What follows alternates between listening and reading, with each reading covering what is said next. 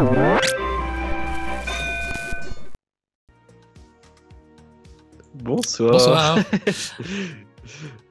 Bonsoir tout le monde dans le 5e épisode de Bouge ton pixel. Ce soir on va parler de comment créer un portfolio. On va essayer de vous donner tous nos meilleurs conseils pour créer le meilleur portfolio possible qui vous permettra d'entrer dans l'industrie dans laquelle vous souhaitez travailler. Et voilà. Oui, c'est ça, exactement. Bah, du coup, le portfolio, on a toute une série de points sur lesquels on a envie de discuter ce soir pour vous aider à améliorer votre portfolio. Comme vient de le dire Yari, pour rentrer dans l'industrie, il y a plusieurs petites clés qui vont vous permettre d'éviter des grosses erreurs et du coup, juste de passer inaperçu et de peut-être passer au travers des mailles et d'être recruté, on l'espère. Alors, on voudrait juste que vous nous laissiez un petit message à nouveau pour voir si tout va bien de votre côté. Il pourrait y avoir des lags au niveau de l'image le temps que le podcast se lance. On a remarqué que ça le faisait dans les précédents podcasts également, mais après ça se fluidifie. Alors pourquoi difficile à dire. En tout cas, ah non, je vois vraiment que ma connexion est très très basse, même à l'envoi. Écoute Yari, tu sais quoi, je vais juste ne pas te partager le truc, on va voir si c'est ça ou pas, si ça peut nous aider. Bon, en tout cas, désolé s'il y a du lag pour les gens qui nous écoutent. Ce sera peut-être pour la rediffusion si c'est vraiment catastrophique ce soir. En tout cas, moi, Yari, on arrive à s'écouter et pour ce soir, c'est le plus important. N'hésitez toujours pas à envoyer vos portfolios à l'adresse mentionnée. Voilà, ça lag encore très très fort. On espère que ça va vraiment s'améliorer. Je suis sincèrement désolé. Je vois pas comment améliorer ça au niveau de mon signal internet. J'ai vraiment tout coupé. Les aléas du live, les directs. Après 4 bons épisodes, il fallait que le 5e ait quelques petits soucis. Bon, écoutez, on espère que ça se fluidifiera.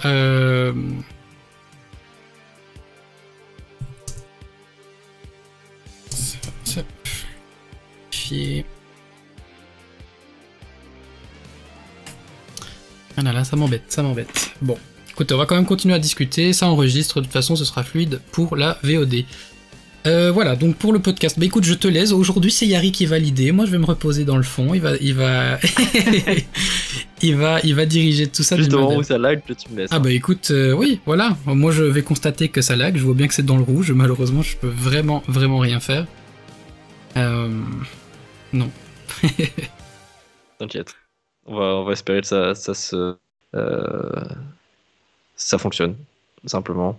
Du coup, pour parler de portfolio, on a noté qu'il y avait plusieurs types, plusieurs portfolios, que ce soit, sous différentes formes en fait, que ce soit sous forme physique ou. Est-ce que toi, tu as déjà imprimé ton portfolio pour en faire un petit bouquin ou quoi, et le présenter à des directeurs artistiques ou à d'autres artistes? Ouais, justement, toi tu rentres dans l'industrie, donc t'as peut-être pas encore eu l'occasion de faire 1 milliard de démarches. Moi de mon côté, j'en ai fait pas mal. Le côté portfolio imprimé, j'ai eu l'occasion de le faire quand je voulais travailler dans les éditions jeunesse. Là ils aiment bien le papier en fait, ils aiment bien encore le physique. Si tu venais avec des aquarelles à la place de digital painting, ils préféraient d'autant plus. Ouais. Donc le papier physique, je pense en tout cas que pour ces industries-là, ça a encore beaucoup de force parce que c'est un support que tu peux laisser et du coup ils peuvent repartir avec potentiellement et le retrouver chez eux et penser à toi pour un potentiel contrat quoi. Donc papier j'ai déjà fait. Est-ce que toi tu y as déjà pensé? Peut-être pour les études, on t'a peut-être demandé à le faire à l'école ou quoi? Moi je l'ai fait à chaque fois pour la fin de mes projets, pour présenter à mes jurys, les jurys de juin. Je faisais toujours un petit livre pour que ce soit mieux, pour présenter mes travaux et aussi pour mettre un peu de texte pour présenter le projet en lui-même et expliquer. Et j'aimais bien le fait que c'était pas forcément un portfolio, mais ça devenait vraiment un objet à part entière de mettre tout le travail d'une année en un seul livre, un seul bouquin, en un seul objet. Et c'est assez satisfaisant d'après, parce que du coup j'ai quelques bouquins chez moi, dans ma bibliothèque, qui compilent des années d'études, quoi. Donc c'est assez cool de voir ça. Mais c'est pas vraiment des portfolios en soi, quoi. Non, c'est ça, je comprends effectivement. Mais du coup, t'as le plaisir quand même du support papier. Mais bon, là, c'est plus pour toi que pour. Finalement, que pour. Mais d'ailleurs, je l'ai. Attends. Mais c'est ton travail de fin d'études. Ah, mais oui, c'est vrai. Ah non, mais je l'ai. C'est vrai, ça. Attends, je l'ai pas sans mon C'est pas la tiroir. version finale, mais. Non, mais il est dans ma bibliothèque, donc là, je vais pas aller chercher pour ce soir. Non, je l'ai pas acheté. Ça va quoi. Mais tout un temps, il était sur mon bureau. Mais là, c'est pas le cas. Ça. Du coup, donc ouais, support papier, j'ai déjà eu, et donc moi, je trouve que c'est important. Il y a bonne nouvelle, ça a l'air d'aller mieux au niveau de la connexion, donc on espère que ça va mieux depuis 2 secondes. Comme ça. On croise les doigts. Mais je vois de mon côté aussi que la vidéo va mieux. Donc, ouais, j'ai vraiment tout coupé, donc je ne fais plus que de la diffusion, je me repose, et en plus c'est Yari qui va mener, donc parfait. Du coup, qu'est-ce qu'on peut dire t'avais noté essayer de produire des œuvres pendant vos études, et ça je trouve c'est vachement intéressant, parce que c'est vrai que moi du coup je viens de sortir de mes études d'art, et j'avais remarqué que beaucoup d'autres élèves ne faisaient que des travaux en cours pour les études, ne faisaient rien sur le côté pour après pouvoir mettre dans un portfolio, quoi. Enfin, ou alors ils réutilisaient les trucs qu'ils faisaient pour les projets, mais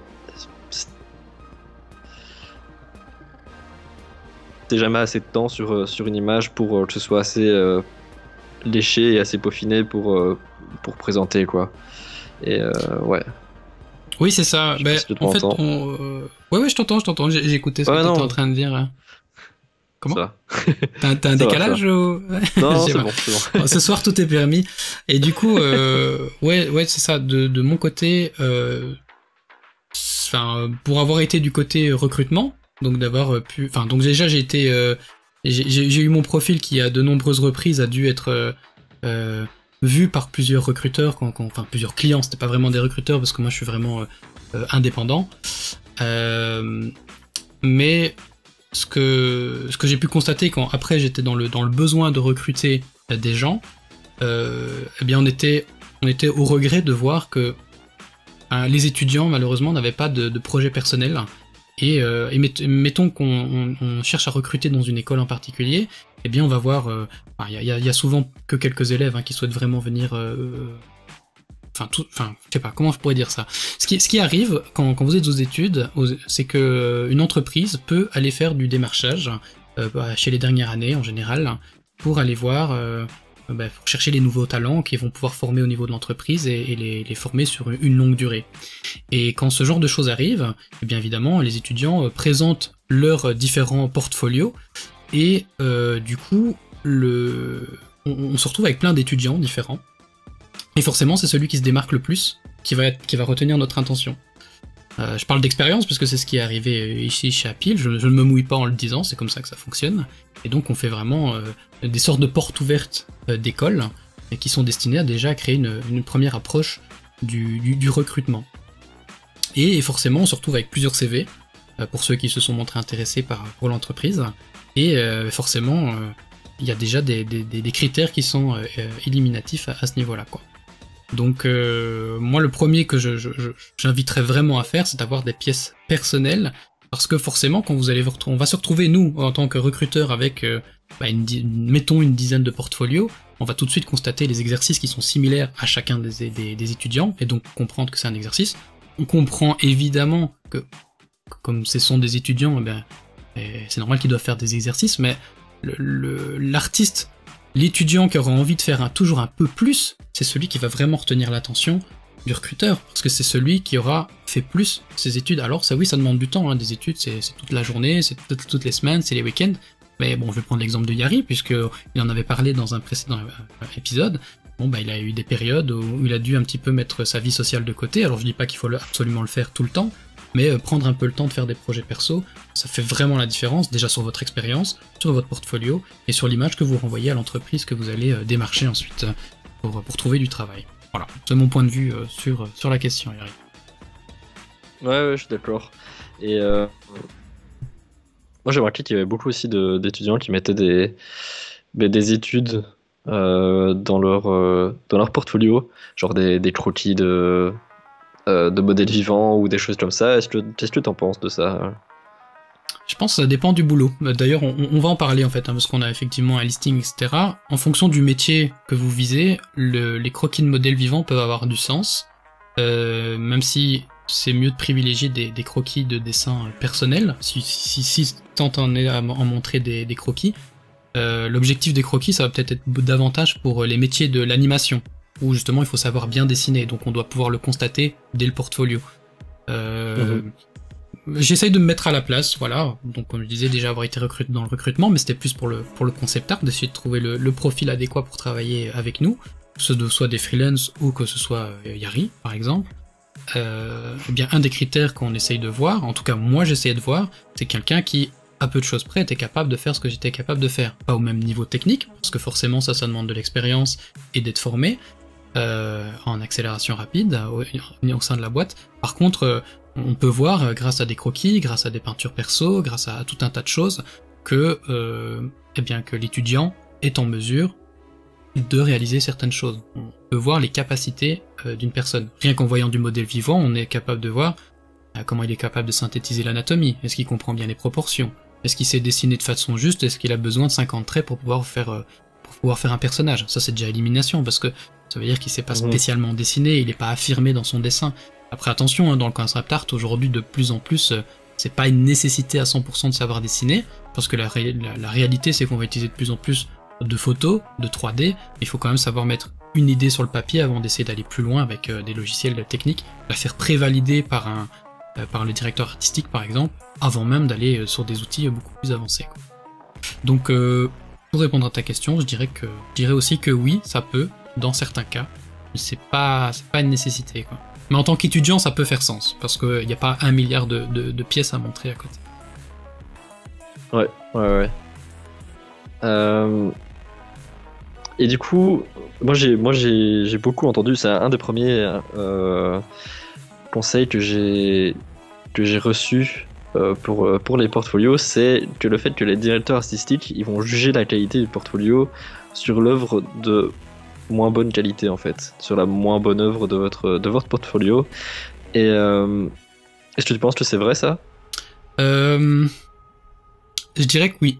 Je dirais que ça aussi c'est important. Enfin, disons que c'est forcément, on va faire une moyenne, quoi. Si on va partir sur un chiffre rond, on va dire que vous avez 10 pièces dans votre portfolio. Je parle pas d'ArtStation, je parle pas de galerie spécifique où on peut mettre un peu plus. Je parle vraiment d'un portfolio que vous allez potentiellement envoyer en PDF, par exemple, et qui donc va circuler au sein de la boîte. Peut-être du lead artiste qui va essayer de vous recruter, du directeur artistique qui va donner son avis au-dessus, et encore du directeur au-dessus. Parce que ça aussi, on va en parler, des structures potentielles qui peuvent voir votre portfolio. Parce qu'il y a vraiment, en fait, en fonction, au moment du recrutement, il va vraiment y avoir tout plusieurs personnes qui sont susceptibles de voir votre portfolio, et c'est à ces personnes-là qu'il faut s'adresser. Et donc, pour revenir sur ce que tu étais en train de dire, donc sur les 10 pièces, sur les pièces, donc on va revenir sur un exemple de 10 pièces. S'il y en a une qui est un peu faiblarde, personnellement, j'y ferais pas trop attention. Si c'était moi le recruteur, je me dis, allez, il y a 9 bonnes pièces, il y en a une qui a l'air un peu plus vieille, elle aurait pu ne pas se trouver dedans. Voilà, tu peux faire fi. Si tu vois que les 9 autres qui suivent ont un niveau constant. Mais ce qui est important, en fait, par rapport à cette phrase, par rapport à ce constat, c'est qu'il faut une bonne moyenne, quoi. En fait, il faut pouvoir montrer au travers de votre portfolio que d'une œuvre à l'autre, vous arrivez à avoir un style constant, une technicité constante, sur laquelle, le client potentiel, l'employeur, peu importe, en tout cas la personne avec qui vous allez travailler, est capable de se projeter que quand elle va vous commanditer quelque chose, c'est le résultat qu'elle va obtenir. Donc forcément, quand il y a une pièce faible, on se dit, ah, ça pourrait aussi être ça, donc ça met en garde, quoi. Mais je pense vraiment pas qu'une seule pièce suffise à détruire un portfolio, mais il faut y faire attention. Et surtout, ce qui est un risque aussi, c'est que le directeur artistique se dise, si sur 10 images, il n'y a que 4 qui sont vraiment bien, il va pouvoir peut-être se dire, ah, mais ces 4-là, c'est peut-être un coup de chance, en fait, qu'il ait réussi à bien faire ça, et du coup, ça peut le mettre sur ses gardes, et ça peut vous coûter la place, quoi. C'est ça. Donc, faut bien trier les images qu'on décide de mettre dans un portfolio. Et d'ailleurs, si parmi vous, parmi les viewers, vous avez un portfolio que vous voudriez avoir sur lequel vous voudriez avoir un avis extérieur, n'hésitez pas à nous l'envoyer par mail sur l'adresse bougetonpixel@gmail.com, et à la fin du podcast, on fera une petite rubrique où on va faire une petite review de votre portfolio, et je pense que ça pourrait être enrichissant autant pour vous que pour nous. Exactement. Voilà. Tu peux peut-être noter le... Je vais rechercher l'email. C'est vrai qu'avec tout ce qui s'est passé, ça s'est peut-être un peu perdu. Ouais, tout à fait. On va juste me laisser une petite seconde, mais je te laisse enchaîner pendant que j'envoie ça à Yari. Ouais. Je regarde dans notre liste de petits sujets. Et d'ailleurs, on avait noté, faut-il changer son travail en fonction des clients qu'on veut obtenir, ou faire le travail qui nous vient naturellement, et voir à quel client cela correspond en fait. Et ça m'avait assez marqué, parce que avant j'écoutais souvent les podcasts d'Eve Raposa et Daniel Warren, ils parlaient aussi beaucoup de portfolio et tout ça, et il y avait quelqu'un qui avait posé la question de comment faire pour aller commencer à travailler chez Magic, pour Magic the Gathering, et j'avais trouvé ça m'avait particulièrement intéressé, parce qu'à ce moment-là c'était vraiment un de mes objectifs de bosser pour eux. Et du coup, Daniel Warren, il avait dit que pour se faire remarquer par Magic, il faut faire comme si tu travaillais déjà pour Magic. Donc commencer à créer des œuvres comme si tu faisais déjà des commissions pour eux en fait. Mm-hmm. Et moi, ça m'avait... j'ai retenu ça parce que j'ai l'impression que parfois, si on a un client de rêve en tête, qu'on idéalise, on peut parfois se forcer à faire des œuvres qui nous plaisent pas forcément, juste pour avoir un titre, pour avoir un boulot qui nous donne un titre, entre guillemets, et qui nous donne de la valeur interne, alors qu'on pourrait faire un travail qui nous plaît pas vraiment, et je pense que ça peut être dangereux, ça. Et je sais pas ce que toi t'en penses, Raph. Ouais, je comprends où tu veux en venir, et effectivement, c'est vrai qu'il faut se rendre compte aussi que quand on se lance dans une industrie ou une autre, bon, déjà on n'y est pas fermé. Je vois, on en avait déjà parlé, mais je vois régulièrement des connaissances qui se lancent dans des nouvelles carrières en fait. Dernièrement, j'ai un ami qui est environnement artiste 3D et qui est en train de gentiment bifurquer pour devenir concept artist. Parce que aujourd'hui justement l'utilisation de la 3D est de plus en plus permissive, et forcément quand tu viens déjà du domaine 3D, eh bien tu as déjà des outils que tu peux exploiter, et il s'en sort vraiment pas mal dans ses expérimentations, donc je sens que d'ici quelques temps il va réussir à aller là où il le veut, et donc voilà, donc on peut changer, etc. Et puis pour revenir au sujet, eh bien oui, forcément je comprends la logique, le besoin de se spécialiser. En fait, se spécialiser, c'est pas vraiment... Je pense que c'est pas juste se spécialiser, c'est-à-dire qu'il faut juste faire un book adapté. Mais sur une année, on peut créer potentiellement 30-40 pièces, mais chaque client, il y en a que 5 qui leur sont destinés, donc il faut juste bien les choisir pour les démarchages, si tu veux travailler avec tel ou tel client, tu vois. Forcément, si tu veux travailler pour du Magic, si c'est vraiment ton client idéal, c'est logique que tu fasses du Magic, tu vois. Et si t'aimes pas ça, si t'aimes pas l'approche Magic, c'est que c'est pas le client qui est fait pour toi, parce que après t'es parti pour faire ça pendant des années, donc c'est déjà quand même un signe de savoir si c'est ça que tu veux faire ou pas. Donc rien qu'en préparant les pièces de portfolio, si c'est un calvaire à faire, faut peut-être déjà se remettre en question. Donc effectivement, là je te rejoins. Ouais, je suis absolument d'accord. Et on a d'ailleurs une question de Bachela dans le chat. Portfolio pour trouver un employeur ou un portfolio pour trouver des clients? C'est un peu là. Quand je dis employeur et client, c'est parce que je me doute bien qu'on s'adresse à deux catégories ce soir, et puis pour les lives en général, surtout dans les métiers du design. Enfin, c'est vrai que le portfolio s'accentue beaucoup. Enfin, le podcast s'accentue beaucoup sur le domaine de l'art, du concept art, mais en fait, on s'adresse aussi designer, animateur. C'est juste que c'est moins notre domaine, mais dans la généralité, je sais pas, on va prendre un designer par exemple, que ce soit pour un client ou pour un recruteur, pour rentrer dans une boîte. Eh bien, s'il doit faire il fait du motion design par exemple, il va avoir besoin d'un démo reel, et c'est valable pour les deux en fait, pour une boîte comme pour des clients. C'est sûr que si c'est pour des clients privés, le portfolio il peut être un peu plus généralisé parce qu'on espère surtout que le client il trouve dans notre portfolio, dans notre ArtStation, dans notre galerie, quelque chose qui matche avec ses besoins. Et là, avoir une palette de capacités le plus large possible, c'est le plus intéressant. C'est pour ça que je te rejoins, Yari, en se disant que c'est pas forcément nécessaire de se spécialiser, parce que ça dépend vraiment à qui on s'adresse en fait. Si vous voulez rentrer dans une boîte, voilà. Moi je reste persuadé qu'il faut se spécialiser, c'est normal, parce que ils attendent une certaine patte graphique, ils attendent certaines compétences, alors que si c'est pour des particuliers, eh bien c'est plus eux qui vont avoir tendance à venir vers vous, et donc essayer de voir s'il y a quelque chose sur votre galerie qui peut leur convenir, quoi. Donc ça dépend vraiment d'un cas ou l'autre.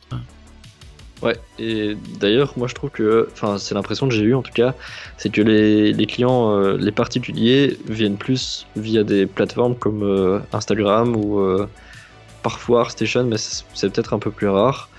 Et alors que des employeurs vont aller plus, eux, plus sur ArtStation ou sur votre site.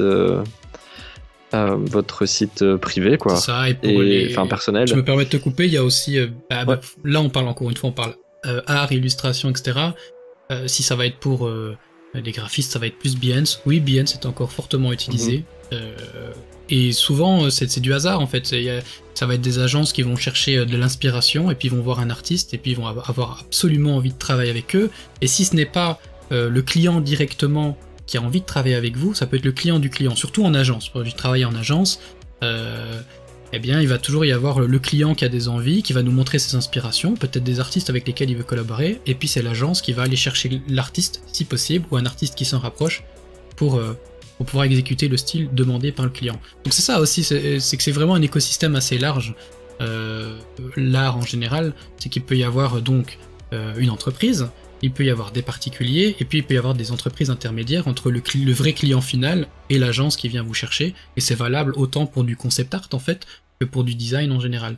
Je pense en du concept art parce qu'il existe maintenant de plus en plus de studios de sous-traitance par exemple, qui sont installés un peu partout dans le monde, et qui vont rassembler que des spécialistes d'un domaine en particulier, quoi.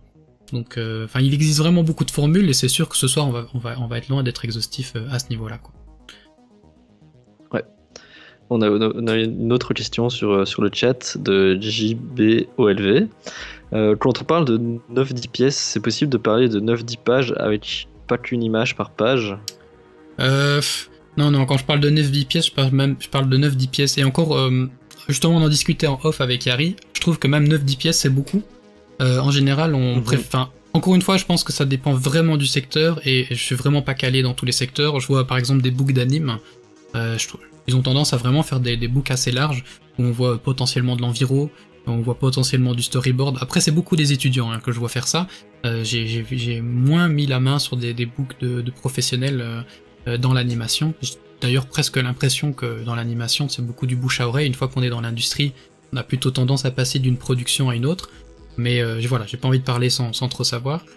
Mais concernant le concept, en fait, en 6 pièces, 5-6 pièces, on doit normalement être capable de déjà comprendre où va l'artiste, son style.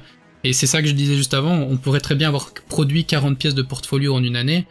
Et bien c'est là où c'est le plus difficile, c'est d'en choisir que quelques-unes qui sont représentatives de votre travail pour le client adéquat. Mais si ça se trouve, dans ces 40 pièces, il y en a 5 que vous pouvez envoyer à Wizard, et 5 que vous pouvez envoyer dans un studio de jeux vidéo indé, 5 chez Ubisoft, et chacun a des besoins et des attentes différentes. Et en fonction du job que vous voulez faire aussi. Yari et moi, on est plutôt généralistes. Moi, je suis d'ailleurs... je suis très regardant par rapport à ça, d'être généraliste. Mais du coup, des fois, si je veux bosser dans le character design ou de l'environnement, voilà, ça va déjà être 2 books différents en fait. Rien qu'à ce niveau-là, quoi. Ouais, et je pense que ce qui est important de noter, c'est même quand on veut être vraiment spécialisé dans, par exemple, juste le character design ou l'environnement, on peut aussi, dans un même book, avoir beaucoup de variété dans le character design. Donc, et ça, je trouve que c'est vachement important, c'est d'avoir, par exemple, si on veut juste faire des personnages, faire des personnages un peu tout type, de corpulence ou d'âge aussi, et peut-être qui viennent de cultures différentes, montrer qu'on, même dans un seul domaine, on peut vraiment être varié et garder la qualité constante. Voilà, exactement, voilà. Je vais ressouligner juste ce que Yari vient de dire. Exactement, si vous devez vous spécialiser, avoir peu de pièces, en fait, sur ces peu de pièces, il faut vraiment montrer beaucoup de variété. Alors là encore, ça peut encore se contredire, ça dépend exactement de quoi on cible. En fait, c'est ça aussi la subtilité, encore une fois, des métiers artistiques, c'est que il y a des spécialisations dans les spécialisations. On peut être spécialisé en environnement, artiste 3D, peu importe, concept artiste et ça, mais en plus dans les environnements, on peut être spécialisé science-fiction ou médiéval, ou contemporain, ou un style personnel. Et là, on va même parler plus dans l'animation du VizDev, ou qui est encore différent du concept art, mais qui s'en rapproche évidemment dans les fondamentaux. Et c'est là la complexité de ce métier. Donc ça va vraiment être qu'est-ce que vous visez exactement, et si vous aimez vraiment faire un peu de tout, c'est juste par rapport au poste que vous allez chercher à viser, juste essayer de trouver les pièces qui correspondent à cette annonce, à ce job, tout simplement, encore une fois. Encore une fois, moi je suis très généraliste, Yari également. On a fait autant du personnage que... actuellement, dans notre boulot, on fait autant du personnage que des objets, que des environnements, que des FX, on fait vraiment des UI, on fait vraiment tout. Pour moi, c'est une force, j'adore ça. Mais c'est sûr qu'on n'est pas des gens ultra spécialisés comme d'autres peuvent l'être. Et donc, là, ces gens-là, dans leur portfolio, je sais pas, je vais prendre Johnson Ting, voilà, j'en parlais tout à l'heure à Yari, pas facile à dire. Eh bien, voilà, lui, il est vraiment, c'est character design et science-fiction. Voilà, c'est vraiment, on sait, rien qu'en regardant son photobash, bon ça c'est la technique, mais effectivement photobash. Ouais. Mais en regardant son portfolio, on sait tout de suite à quoi s'attendre et si c'est ça qu'on veut intégrer dans une production ou pas, quoi. Et des généralistes comme nous, c'est bien dans une production qui est généralement plus petite, où on peut engager moins de main d'œuvre, et du coup là forcément les gens ont besoin de gérer beaucoup de choses, quoi. Et je pense qu'il faut aussi parfois faire attention. J'avais entendu plusieurs... c'était plus du côté illustrateur que j'avais entendu ça. Après, peut-être que au niveau de concept art, ça peut aussi s'appliquer. De faire attention à ce qu'on met dans le portfolio, parce que si tu mets quelque chose, un sujet que t'aimes pas forcément, genre je me souviens que c'était, je sais plus qui, mais un illustrateur qui avait mis une fois une illustration avec des nains. Et du coup, il y avait un client qui avait aimé, qui avait vraiment adoré cette image-là, et qui l'avait recruté juste pour créer des nains, vraiment des personnages des nains, quoi, et de fantasy. Et alors que lui, ça le plaisait pas vraiment de faire ça. Donc, il faut aussi faire gaffe parfois de pas mettre des trucs de mettre des sujets quand même qui nous plaisent, quoi. Ouais, mais justement, moi j'ai un épisode récent. Bon, moi, comme je disais, je suis full-time chez Apple Studio, mais ça m'arrive de prendre des missions indépendantes de temps en temps, et donc je reçois des annonces, je reçois des offres ci et là, et dernièrement, bon voilà, moi j'avais un projet qui me tenait vraiment beaucoup à cœur sur d'un vieux projet que j'ai mis dans mon ArtStation, parce que actuellement je suis pas en recherche de travail, donc j'ai pas vraiment façonné mon ArtStation, je fais vraiment l'inverse de ce que je vais vous dire ce soir, mais comme je suis pas en recherche de clients spécifiques, il n'y a pas trop de travail qui sont faits là-dessus, j'ai plus envie de montrer et d'étaler mes compétences. Et j'avais mis quelques pièces de pixel art, voilà, d'un projet qui me tient vraiment bien. Et du coup, je sais pas, j'ai dû avoir quelques offres dernièrement pour du pixel art, quoi. Et à chaque fois, je dois les refuser. Mais du coup, faut aussi penser à l'image que ça renvoie de refuser quelqu'un catégoriquement. Et surtout, je les refuse parce que je sais que c'est pas ça que je veux faire, quoi. Mais malgré tout, c'est dans mon portfolio, donc évidemment, ça renvoie une mauvaise image, quoi. Ça, c'est déjà un petit exemple. Mais effectivement, dans ton cas, dans ce que tu viens de m'expliquer, il n'y a rien de pire que, voilà, on a tendance à vouloir...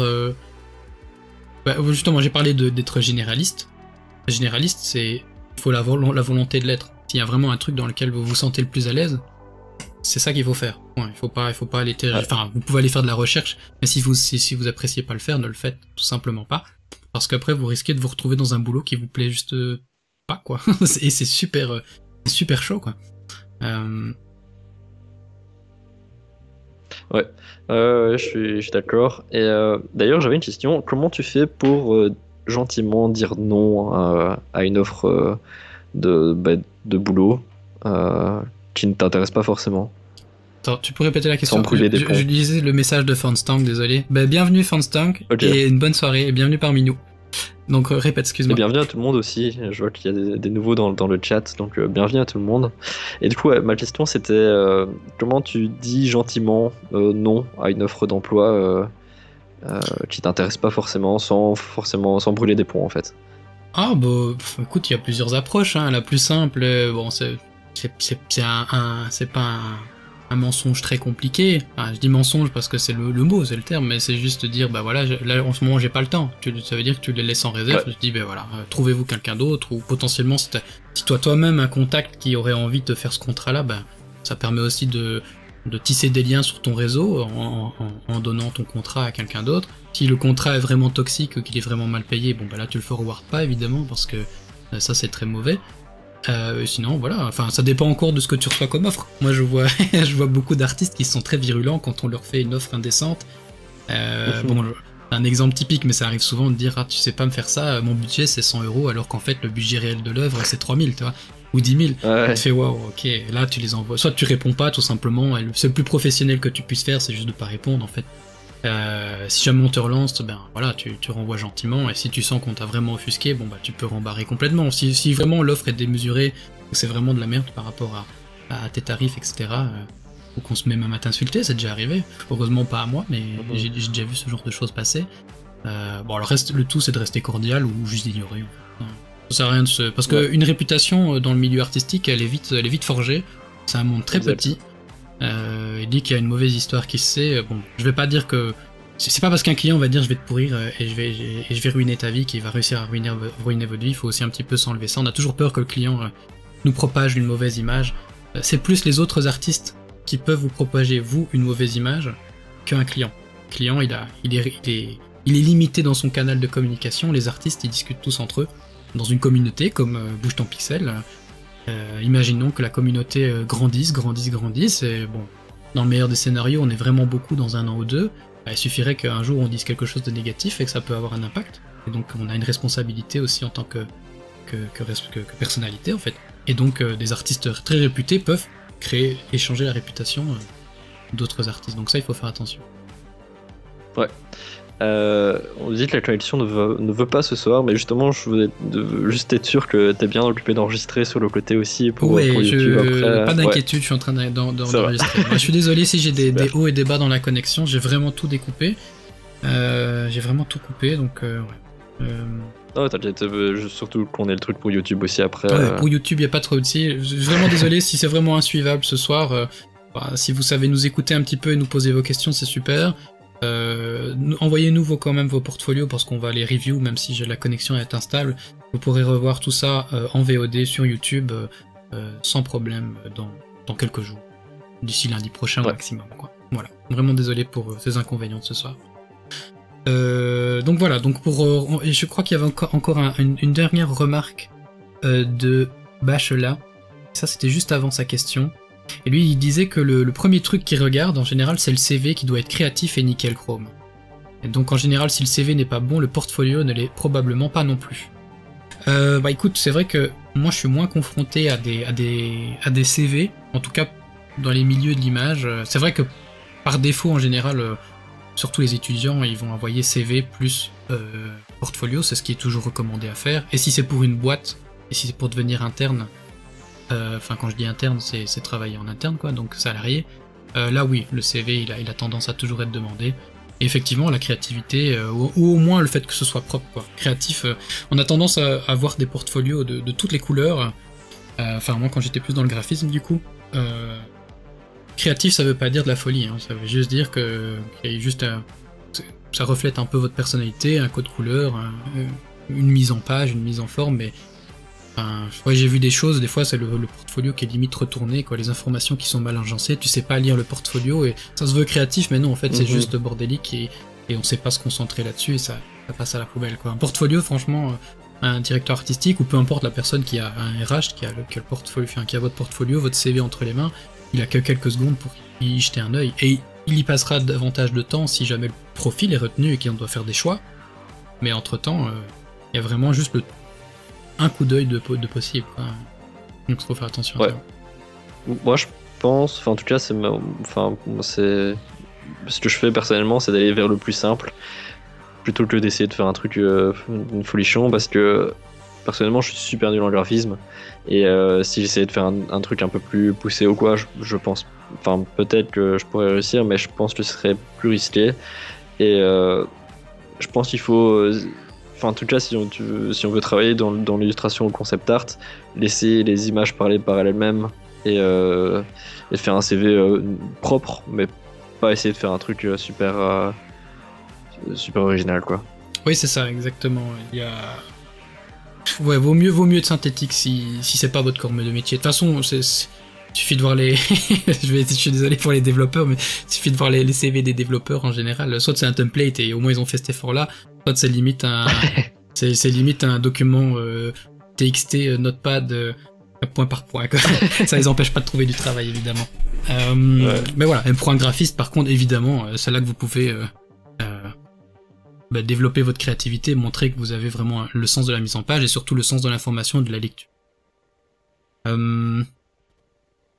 Bon, ça c'est plus pour forcément les structures. Mais justement, parlant de structure, quel type de portfolio il existe? Parce qu'on dit portfolio, des fois on peut dire aussi le terme book, on entend un peu les deux. Je pense que c'est selon l'industrie sur laquelle on va se positionner.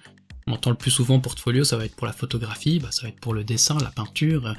Je dis même portfolio pour les graphistes. Des fois on entend book, j'ai l'impression que c'est plus on entend plus souvent ça dans les portfolios jeunesse ou animation, mais au final c'est la même chose, c'est un rassemblement de vos œuvres. D'ailleurs, est-ce qu'il y a eu une distinction expliquée dans tes écoles, Yari? Enfin, dans ton école? Non. Non. Non. Du tout. Non, on n'a jamais parlé de portfolio, je pense. Enfin, je me souviens pas, en tout cas, si c'est le cas. Il y a une forme de portfolio, justement, il y a Rugel01, j'espère que je le prononce bien, qui nous dit comment partager un folio professionnel sous NDA avec des clients. Écoutez, NDA, ça veut dire ce que ça veut dire, c'est que ça doit être resté confidentiel. Évidemment, on le sait tous qu'il y a des œuvres qui sont partagées pour des besoins de recrutement si l'œuvre n'est pas sortie, mais il faut forcément un maximum de confidentialité. Faut être sûr du client que vous avez en face de vous, ça doit pas être n'importe quel client. Si c'est des industries qui sont déjà au courant des principes, des fondamentaux du NDA, eh bien ils savent qu'ils ne doivent pas propager vos œuvres.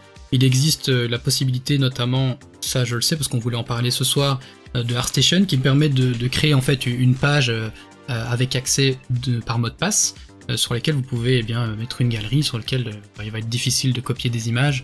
Évidemment, on sait très bien qu'un screenshot, c'est pas impossible non plus. Donc là, c'est vraiment c'est de la confiance en fait, tout simplement. Sinon, ça c'est pour la version en ligne. Donc une page avec mot de passe. On en voit passer de notre côté quand on fait du recrutement. Donc on voit que ça se fait pour tout le monde en fait. Je sais pas, il y a un jeu qui va pas sortir avant 2 ans. Il faut quand même pouvoir montrer son travail à partir du moment où on veut aller faire du démarchage. Une autre approche, c'est plus quand on fait du physique, c'est quand on a l'opportunité. Bon, dans nos métiers, c'est pas toujours le cas, mais quand il y a la possibilité d'aller directement voir le client lors d'un entretien, bien là, sur un iPad, ou une tablette quelconque, je dis iPad, mais évidemment, ça peut être n'importe quelle autre tablette, c'est bien d'avoir ses œuvres avec soi, et forcément, là, c'est plus difficile de se les voir voler. Il y a possibilité aussi de montrer les œuvres et ne pas mentionner les projets. Ça, c'est une manière évidente de pouvoir se protéger aussi. C'est-à-dire que si le client, avec lequel vous êtes en train de démarcher, montrer votre travail NDA pour essayer de décrocher un travail, enregistre l'image pour X raisons.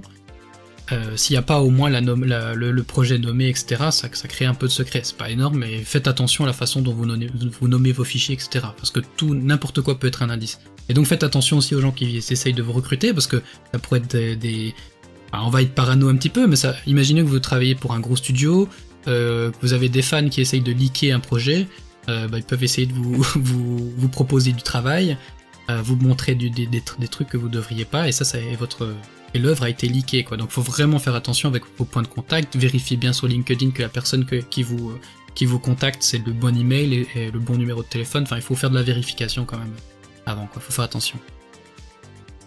Ouais, exactement. Et d'ailleurs, t'as parlé de montrer ton portfolio en personne, et c'est pas vraiment un portfolio, mais c'est une façon de se présenter. Est-ce que tu penses des cartes de visite? Ah, tu veux parler de... vas-y, je te laisse les montrer, mon vieux. Ouais, bah ouais, du coup, on a fait des cartes Tu veux visites parler pour de ça? Motion Pixel. Ah, ça!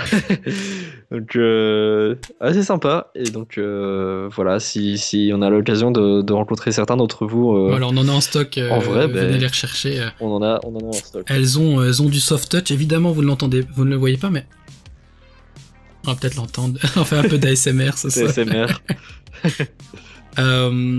Ouais, bah les cartes de visite, moi je suis un spécialiste. Attendez, je vais.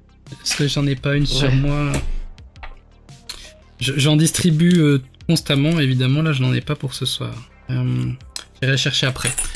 Mais ouais, pour moi, les cartes de visite, c'est important. C'est vrai que c'est d'un autre temps, on va pas se mentir, la plupart du temps. Enfin, moi, je suis plus collectionneur. C'est pour ça qu'à chaque fois que je crée un projet, il faut qu'il y ait une carte de visite qui y est associée. Mais je pense qu'on peut laisser quand même un bon effet si la carte de visite elle est bien faite. C'est con, hein, là c'est même pas la valeur de la carte de visite, c'est ça renvoie déjà une image en fait. Ma carte de visite principale, j'ai, je sais pas si tu t'en souviens, Yari. Qu'est-ce qu'il y a? Si, si. Ouais. T'as des vagues en relief, non? C'est ça exactement, et ça laisse un toucher particulier. C'est pas le soft touch, le soft touch en fait c'est le nombre donné pour le toucher peau d'orange en fait. C'est super, enfin plutôt comme une pêche plutôt. Voilà, plutôt comme une pêche. C'est super doux. Alors que là, moi, le relief que j'ai mis, c'est plus pour avoir un autre souvenir tactile, quoi. Et les gens s'en rappellent chaque fois. Je veux dire, je vais revoir des gens 2 ans plus tard, me dire ah ouais, c'était ta carte avec. Et voilà. Et donc on laisse un souvenir en fait dans la tête des gens, quoi. Alors est-ce qu'il faut absolument faire une carte comme ça pour que les gens se souviennent de nous? Non. Mais bon, on sait jamais. Hein, les cartes, ça traîne et c'est semer des graines en fait. Voilà. Je crois que j'en avais déjà parlé un peu, Yari, mais il y a la notion de semer des graines. On a l'impression que ça va pas porter ses fruits, mais en fait, si on attend, peut-être qu'on aura du travail avec ce client-là 1 an ou 2 plus tard, et c'est ça qui compte, parce que si on fait ça pendant des années, après il y a plein de clients qui peuvent surgir d'un coup et étaler dans le temps, quoi. À fond. Pas facile de les ranger dans les portefeuilles. Bah si, ça va, c'est des cartes, cartes standards. Parfaitement, des 8,5, c'est les formats standards. Ou alors t'as un tout petit portefeuille. Ça, on peut rien y faire. Et ouais, du coup, vu que nous maintenant on travaille en temps plein pour un studio de jeux vidéo, est-ce que tu prends le temps de faire une update sur ton portfolio de temps en temps? Ouais, tout à fait. Bon, donc je disais que je suis pas en recherche de travail, néanmoins, de l'update, ça me paraît essentiel. Alors, on parle de portfolio, attention, parce que justement, on les a pas tous distingués au départ, mais portfolio, donc, physique, il y a portfolio PDF, que vous pouvez transmettre par les mails, etc. Il y a le portfolio qui peut être votre site internet, et le portfolio qui est une galerie ArtStation, qui peut être accolée à votre site internet et avoir plus ou moins le même contenu. Mais ils n'ont pas les mêmes fonctionnalités. On va y venir un peu plus tard, mais je préférais juste souligner ça aussi, c'est en fonction de là où on poste, il n'y a pas les mêmes fonctionnalités, les mêmes besoins, on n'essaie pas d'atteindre les mêmes audiences en global, quoi. Et moi, ce que je mets à jour, c'est plutôt mon ArtStation et mon Instagram. L'Instagram, comme tu le disais plus tôt, c'est plus pour les particuliers. Du coup, pour espérer d'avoir des petites commandes, etc. Pour créer une communauté aussi, surtout, exactement, c'est plus ça que des clients. Et l'ArtStation, ça va plus être pour potentiellement que dans l'industrie, on me connaisse tout simplement, on voit que je suis pas disponible. De toute façon, je ne mets pas, enfin, à part pour quelques petits contrats, je mets bien que je ne suis pas disponible full time. C'est plus pour me tenir à jour, ouais. Que les gens n'oublient pas que j'existe, quoi, et voir les progrès. Et de ton côté, alors, toi, tu le mets à jour aussi? Tu crées des projets? En ce moment, j'ai pas trop le temps. Je travaille aussi pour un client sur le côté, donc c'est assez compliqué de trouver le temps de faire des projets perso. Et même j'ai des images à poster sur mon ArtStation, c'est juste que je prends pas le temps de le faire non plus. Je l'ai pas sur Instagram, mais je suis pas assez constant non plus, quoi. Donc je suis un mauvais élève pour ça. Mais moi, c'est l'inverse, tu vois. ArtStation, je mets à jour à chaque fois j'ai une belle pièce, je suis content, je vais essayer d'avoir... sur ArtStation, justement, c'est là où je parle de fonctionnalité, c'est parce que dans le portfolio, donc on doit limiter le nombre de pièces et par rapport au client. Sur ArtStation, on peut être un peu plus... on peut mettre beaucoup plus de pièces, faut quand même les limiter au travail qu'on cherche quand même à obtenir, parce que voilà, comme je disais avec le pixel art, j'ai eu des offres que je ne souhaitais tout simplement pas avoir. Et ça aurait pu être le cas si j'avais mis d'autres pièces que j'affectionne mais qui ne concernent pas du tout le boulot que je veux faire. Mais sur ArtStation, ce que vous pouvez faire, c'est mettre un peu plus de descriptif. On y vient souvent pour d'autres raisons. J'ai tendance, par exemple, personnellement, à découper un peu comment j'ai travaillé. Je vais mettre des screenshots de ma scène 3D. J'aime bien mettre les délais de production. Alors là, il y a un peu de débat. Je sais pas ce que toi tu vas en penser, Yari. Mais de mon côté, j'aime bien mettre combien de temps j'ai mis pour une œuvre. Enfin, pour une œuvre, pour une créa, pour un concept, etc. Des fois, on me dit non, il faut pas. Est-ce que c'est de la touchette de mettre les délais? Et moi, je suis pas d'accord parce que pour avoir été justement dans le recrutement, pour avoir travaillé avec des gens avec lesquels finalement ça matchait pas, je me suis retrouvé dans des situations où alors on voit les plus belles pièces du monde sur ArtStation et finalement en réalité de production, ça matche pas parce que je sais pas, pour faire un concept, on a peut-être un jour ou deux maximum, et la personne, par rapport aux œuvres qu'elle a montrées sur sa galerie, il lui faut en fait une semaine ou deux, voire plus. Incompatible, impossible. Et c'était pas dit d'entrée de jeu. Donc il y a des gens qui évidemment le disent, et il y en a d'autres qui se réservent bien de dire ce qu'ils sont capables de faire dans un certain délai. Et donc après, qu'on doit matcher, qu'on essaye d'avoir les mêmes résultats que leurs œuvres dans un certain délai, ça va pas du tout, quoi. Donc moi, j'essaye d'éviter que ça n'arrive aux gens qui essayent de travailler avec moi, et j'essaye de toujours afficher les délais de travail. Je pense que c'est important pour se projeter si on est capable de travailler avec cette personne-là. Je sais pas ce que t'en penses, toi, Yari, du coup. Ouais, je pense que je suis assez d'accord. Moi, je le fais juste pas parce que quand je fais un travail sur le côté, c'est à chaque fois des soirées ou des petits moments que je trouve, et du coup, je sais pas vraiment, je sais pas avoir une estimation objective du temps que ça m'a pris, quoi. Mm-hmm.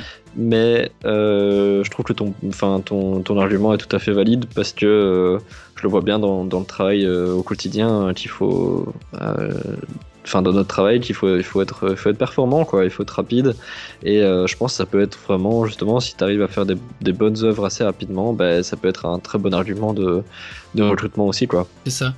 Alors attention, là on parle encore de métiers qu'on connaît, on parle de concept art.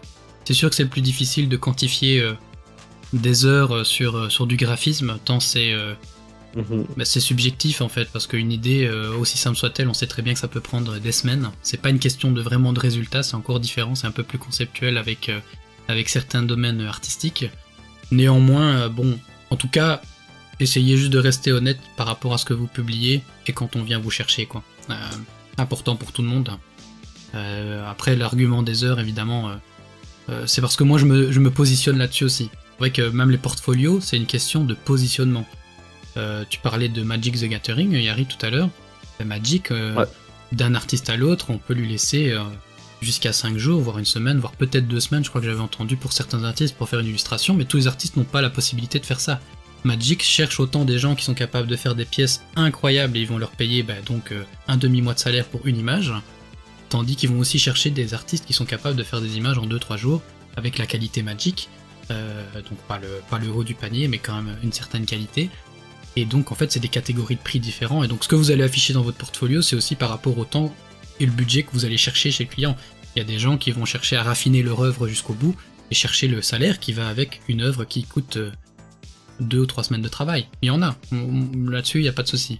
Mais dans les métiers dans lesquels nous on se trouve, en tout cas concept art, et même l'illustration en général, et j'irais même jusqu'à l'illustration jeunesse, c'est un des secteurs les plus payés au lance-pierre, le temps c'est de l'argent, donc il faut apprendre aussi à condenser en fait tout simplement, et trouver le meilleur rapport qualité-prix pour vous et pour votre client, quoi.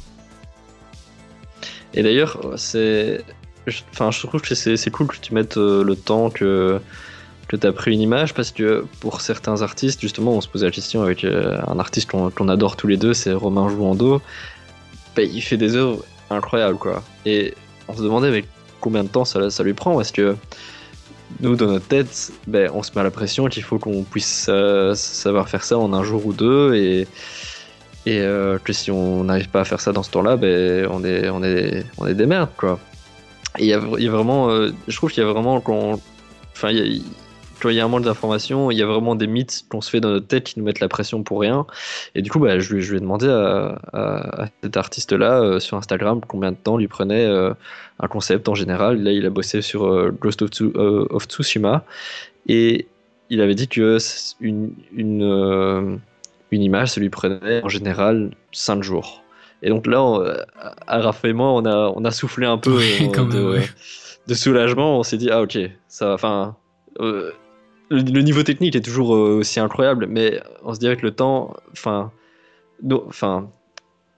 on n'est pas encore à ce niveau-là technique, mais ça rassure de savoir qu'il a mis autant de temps pour créer cette image-là, quoi. C'est ça, exactement. Et donc le fait que tu mets, toi, le temps que tu mets, bah, je trouve que c'est vachement bien pour d'autres artistes autant que pour des recruteurs, quoi. Alors, je sais ce que certains d'entre vous se disent certainement à l'esprit, là, j'aurais le même raisonnement en m'écoutant, de se dire, ok, très bien, donc si tu l'as fait en 2 heures, bah, je vais te payer uniquement 2 heures pour cette image-là. Sauf que, entre-temps, ce que vous vendez, c'est votre savoir-faire, c'est pas que votre temps. Ça, c'est à vous de savoir comment vous monétisez votre travail.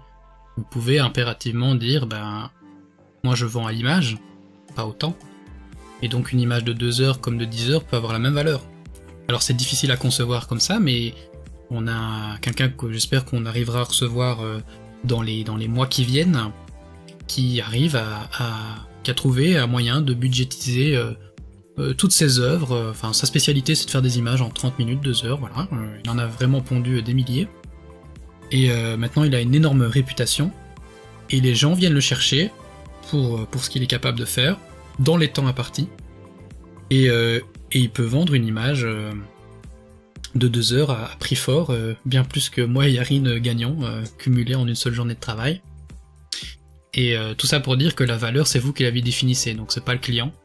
Et si le client a un besoin, il veut une image, bah très bien, ce sera prix X. L'idéal, c'est de connaître au moins un peu les prix de l'industrie et de se dire, bon bah si je le fais en 2 heures, bah moi je suis gagnant parce que je gagne plus d'argent.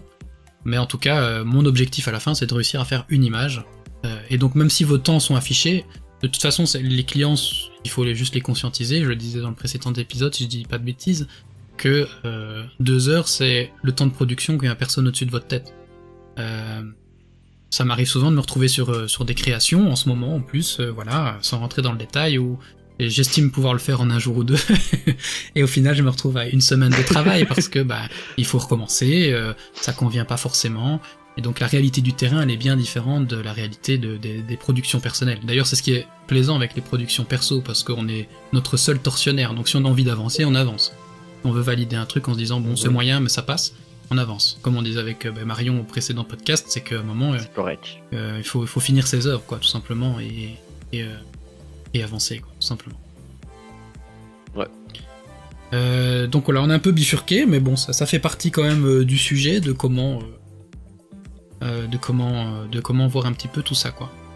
Donc le portfolio, bon, forcément, c'est beaucoup de choses, chacun a sa vision des choses, mais il y a forcément des choses qui marchent mieux que d'autres.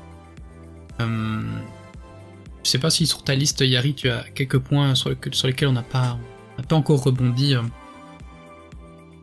Non, pour l'instant, on a déjà fait pas mal de choses. Ouais. Hein. On avance bien. Super. Ouais. Tu veux que je sais pas, je prenne un des points soit je reprends un point, soit je reprends ma liste devant les yeux, parce que je suis encore en contre-maître ce soir. Mais ce soir, je laissais Yari mener le bateau. Quel type de visuel mettre dans son portfolio? Ça, on l'a un peu répondu, mais on pourrait peut-être répondre un peu en fonction de différents métiers, de différentes industries. Ok. Bah, évidemment, là, on pourra pas répondre sur toutes les industries, mais concept art, on en a déjà un peu parlé. Donc en fonction de si vous voulez être généraliste, bah, c'est bien de montrer de tout. En fait, si montrer un peu de tout, c'est pas déconnant, au contraire.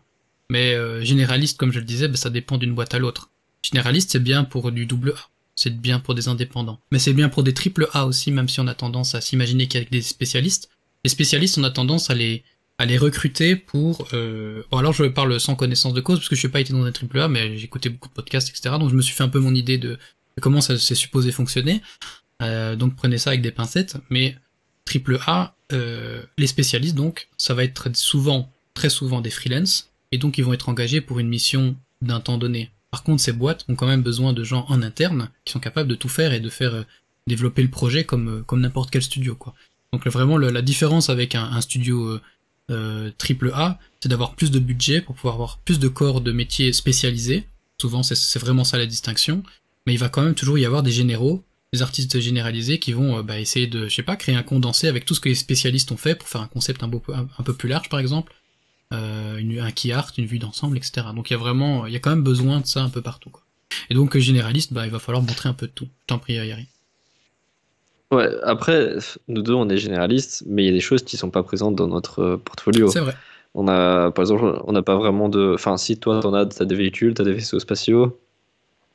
Euh, des props, j'en ai pas vraiment. Non, c'est vrai. Juste vraiment des dessins de props, ça, j'en ai pas vraiment, alors que j'en fais beaucoup pour le boulot.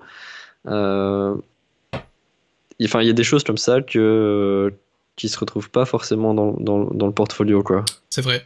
Après, c'est un peu comme tu le disais un peu plus tôt, c'est que l'idéal, c'est quand même de mettre ce qu'on a envie de faire sur le long terme. Personnellement, Ouais. les props, même si je sais en faire au boulot, c'est pas ce que j'ai envie de faire sur le long terme, c'est pas ce qu'il y a de plus Ouais. palpitant. Sachez ceci dit que visiblement il y a du manque, il y a toujours des besoins d'artistes props, et que du coup, si vous aimez ça, il y a quand même du boulot là-dedans. Voilà, ça, c'est ce que j'avais entendu dernièrement. Mhm. Mais c'est vrai qu'il n'y a pas spécialement de props dans mon portfolio. Des personnages, c'est juste que j'ai pas le temps d'en développer. Mais c'est vrai que tu parlais toi récemment, Yari, de lancer un projet perso, un nouveau projet perso. Et est-ce que tu as l'intention justement de développer un peu toutes les parties de ce projet pour avoir Ouais. autant de l'architecture que de l'environnement que du personnage? Est-ce que c'est dans cette intention-là? Ouais, c'est dans cette intention-là, et surtout bosser sur mes points faibles aussi. Enfin, créer un univers que j'aime bien, dans lequel je peux vraiment m'amuser, mais aussi bosser sur des choses que j'ai pas encore faites, quoi. C'est ça. Du coup, évidemment, voilà, ça fait partie un petit peu de la discussion. Je pense que je peux rebondir sur ce que tu viens de dire, donc par rapport à ce projet et la question que je t'ai posée, c'est que si vous n'arrivez pas à vous motiver, si vous n'avez pas spécialement d'idées pour remplir votre portfolio, en fait, un projet, c'est super intéressant. Si un projet euh, possède un petit peu, justement, ces différents corps de métier, ces différentes compétences au sein du même projet, eh bien, ça peut montrer que vous êtes capable de conduire un projet de A à Z et avec tous les éléments qu'il compose. Et donc ça pourrait faire office d'un portfolio en soi, quoi. Il n'y a pas forcément besoin de plusieurs pièces, de plein d'univers différents, un seul univers bien descriptif. Je pense que ça peut vraiment montrer la détermination et les compétences très élargies d'un profil. Dans le même genre, on pourrait rebondir sur des graphistes, plutôt généralisés, des infographistes, qui pourraient faire la communication de leur site internet, une démo reel pour montrer ça, et intégrer un projet qui a de la 3D, du web. Je sais bien, je me rends bien compte que c'est tous des métiers différents, mais il arrive d'être généraliste. Je l'ai été au début de ma carrière, d'être en besoin de savoir faire tout ça. Alors encore une fois, pas spécialisé, mais pour certains clients, ça suffit. C'est amplement suffisant d'être capable de faire un peu tout moyennement. Faut savoir s'en rendre compte aussi. Et donc un peu un projet qui condense un peu tout. Tous les corps de métier, tout ce que vous êtes capable de faire, quoi. C'est super intéressant. Dans le jeu vidéo, par exemple, je sais pas si t'avais déjà vu ça, Yari, mais quand j'avais mon projet de studio de jeu, on avait aussi l'idée de faire un portfolio d'entreprise. Donc finalement, même pour une entreprise, il y a cette notion de portfolio, hein, où on va montrer tous les jeux ou toutes les compétences techniques qu'on est capable de faire. Et il faut le montrer par des exemples concrets. Et l'idée, c'était de faire un petit jeu vidéo qui représente nos compétences. Alors, il y a eu plusieurs projets. Un des projets, c'était de faire juste un petit jeu platformer, et quand tu avances dans le platformer, tu peux activer des trucs dans le jeu, et ça décrivait nos compétences, etc. En montrant directement les mécaniques de jeu qu'on était capable de développer. Et puis, donc ça s'est pas fait. Par contre, une des autres idées qu'on a fait, c'est un mini-jeu. Un mini-jeu qui était directement lié à notre carte de visite. Noter la signature, de faire des cartes de visite spéciales. Et donc en gros, nos clients étaient en mesure d'avoir notre carte de visite. Il y avait toutes les informations qu'il fallait dessus, mais s'ils avaient l'application adéquate, qui était gratuite et disponible sur les stores, ils scannaient la carte de visite et ils avaient un mini-jeu qui était lié à la carte de visite. Et l'idée, c'était de se souvenir de notre logo, de notre entreprise, de qu'elle faisait des jeux, et d'avoir envie de garder la carte parce qu'elle a un petit plus. Donc la carte, c'est vrai que ça se jette souvent, c'est un vieil outil, mais par contre, il y a moyen de les moderniser aujourd'hui et de créer de la rétention de la carte de visite, quoi. Donc, je bifurque un peu, mais c'est un peu lié au portfolio finalement. C'est quand même de la communication. Il y a plein de manières de faire un portfolio aujourd'hui, quoi. Ouais, c'est intéressant, c'est intéressant. Et Euh, pour les artistes 3D, t'as des conseils à donner?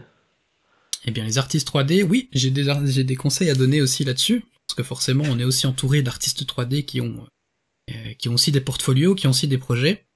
Forcément, ce qu'on voit souvent,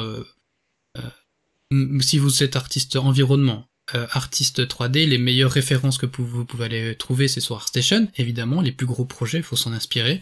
C'est les projets qui sont souvent en trends, c'est pas sans raison, c'est pas juste parce que ce sont des belles images. Souvent, il y a vraiment un travail de présentation qui est fait. On peut constater notamment qu'il y a, si vous êtes character design artiste, il va y avoir des turnarounds de votre personne, du personnage que vous avez modélisé. Vous pouvez aussi potentiellement le mettre en scène. De créer, même si vous n'êtes pas animateur rigueur, il y a quand même un moyen aujourd'hui de créer des poses assez facilement pour vos personnages. Et donc même si c'est pour un projet qui ne vous concerne pas, vous avez fait un projet pour un jeu vidéo ou quoi que ce soit, ou un film, etc., dans votre portfolio, vous pouvez montrer plus que juste votre personnage en type pose. Ce serait intéressant de lui donner un peu de caractère, le mettre limite dans un tout petit environnement, dans une pose un peu comme dans une figurine. On peut voir ça chez certains artistes, donc sur ArtStation, et ça met beaucoup plus en valeur votre travail, quoi. Et pour les environnements, si vous n'êtes pas environnement artiste, donc vous faites votre character design et vous devez le mettre en pause comme je viens de le dire, c'est facile de trouver des assets aujourd'hui sur Megascan gratuitement, réalistes, qui vont vous permettre d'introduire votre personnage dans une mini-scène. Il n'y a pas besoin que ce soit hyper complexe, hein, un background très neutre et juste un petit décor et une petite pose pour votre personnage, ça fait vraiment la différence. Parce que un client, encore une fois, un recruteur, il va voir votre portfolio, il va voir ça, il va dire ok, il est capable il comprend ce que c'est de mettre un personnage en pose, de lui donner une attitude, ça va au-delà de la conception du personnage. Et ça ne véhicule pas le message que vous êtes rigueur, hein, loin de là, ça veut juste dire que vous comprenez comment mettre en scène un personnage, quoi. Et vous approprier sa personnalité. Et puis c'est super stylé, quoi. C'est une image on retiendra davantage que juste un bête typose dans votre galerie. Et pour les environnements artistes, c'est un peu la même chose, ça va être des vidéos qui vont parcourir l'entièreté de votre environnement pour montrer à quel point c'est dense, c'est complexe. Par contre, que ce soit pour les environnements artistes ou les personnages, ah oui, si, voilà, tu fais bien, désolé, Yari, je prends beaucoup la parole, mais comme d'hab, mais quelque chose qui est hyper important pour le recrutement, pour les 3D artistes et pour les enviros artistes, c'est de montrer votre topologie. Donc montrer pas les UV, enfin si vous pouvez montrer les packings UV pour montrer à quel point vous êtes performant à quel point vous êtes capable de condenser vos UV et vos textures. Donc ça c'est important. Et de montrer aussi les mèches de vos je sais pas, là j'ai pas les bons termes techniques, mais en tout cas de montrer à quel point vous êtes capable de bien faire la retopo d'un personnage et de montrer ça, c'est hyper important parce que les artistes qui vont vous juger, ça va être donc l'art director qui a des compétences en 3D en général. S'il les a pas, ils vont les montrer à des lead artistes 3D dans la boîte. Et du coup, ils vont pouvoir regarder votre mèche et de se rendre compte si vous avez les capacités ou pas de rejoindre leur team. Parce que si vous faites ça salement votre travail, ils vont le voir et ils vont pas vous prendre, quoi. C'est vraiment, des fois, ça se juge vraiment 2-3 profils sur juste ça. Sincèrement, on l'a déjà vu passer, ça. Et pour les environnements, ça va être à quel point vous êtes capable de faire une bonne composition. Souvent, on voit des gens qui sont capables de faire des assets. Sauf que je vais prendre l'exemple d'un AA, on a autant besoin de gens qui sont capables de faire des assets 3D, de les composer, de les texturer, même si aujourd'hui il existe bien des textures artistes indépendamment des modeleurs 3D, mais on a toujours besoin dans certains segments, donc comme je le disais, AA, de savoir faire les deux, et donc il faut pouvoir montrer tout ça, et en plus de tout ça, être capable de faire une chouette composition, parce qu'un modeleur 3D peut se retrouver aussi à faire de l'environnement artiste, donc à faire les placements dans les moteurs de jeu. Donc aujourd'hui, il faut vraiment être multicasquette dans beaucoup de jobs et il faut être capable de le montrer. Et donc il faut pas 50 projets. Hein. Je pense que là, il y a aussi une distinction. On parle de 5-6 pièces de portfolio. Pour un artiste, c'est assez facile. C'est peut-être 2-3 semaines de travail si on veut réfléchir aux pièces qu'on veut faire, etc. Voire une seule semaine si on est hyper motivé pour les faire. Un artiste 3D, on sait très bien que ça peut prendre 1 mois, voire plus pour faire un environnement. Donc là, peut-être que juste 2 environnements, ça suffit. Mais il faut les projets soient extrêmement bien décrits pour montrer que vous êtes capable de faire plein de choses et comment votre processus de travail. C'est ça qui va vraiment intéresser les recruteurs, surtout si vous n'avez pas beaucoup de pièces et que vous n'avez pas travaillé sur beaucoup de projets. Voilà. Ouais. C'est fini. Je suis d'accord. Et ouais, du coup, si dans le chat, si vous avez quoi que ce soit comme question, n'hésitez pas. Oui, bien sûr. C'est vraiment un bon moment pour les poser. Et n'hésitez pas aussi à envoyer votre portfolio Voilà, par mail. on en a un. Si- On a le Ah, portfolio yes. de Lionel que je vais te laisser juger. Ah, yes. Le portfolio de mon ancien prof. Ça, c'est beau. Excellent, ça. Ça, c'est excellent. Mais n'hésitez pas à nous envoyer d'autres. Hein. Donc ça, ce sera d'ici un gros quart d'heure. On va essayer de passer surtout en revue, voir si on a rien oublié pour ce soir. Et si vous avez des questions précises, évidemment, parce que je prends dans le flux tout ce qui me vient à l'esprit, mais et si on a tort aussi, hein, si vous voulez nous contredire, y a pas de souci. Hein, Ouais. c'est ouvert. Les canaux sont ouverts. Alors, à qui s'adresse un portfolio? Enfin, quand tu l'envoies dans une boîte, c'est qui va le juger, qui va le regarder? Alors ça, j'y ai à moitié répondu. Hein, donc il y a différents profils qui peuvent voir votre portfolio. Il peut y avoir tout simplement une demande dans l'entreprise. Donc chez votre client ou dans l'entreprise pour laquelle vous voulez travailler. Hein.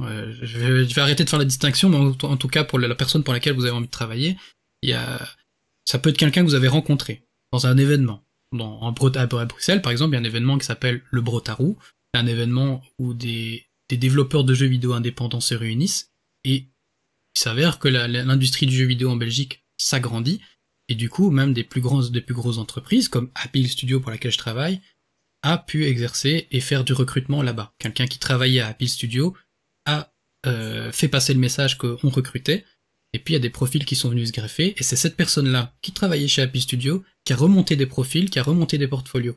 Donc des fois, déjà, ça peut déjà partir juste de networking. Networking, on en parlera dans 2 semaines dans le prochain podcast, mais en tout cas, ça peut déjà être un premier point de départ, ça va simplement être quelqu'un que vous avez rencontré dans un bar, dans un événement autour du jeu vidéo, c'est tout à fait possible.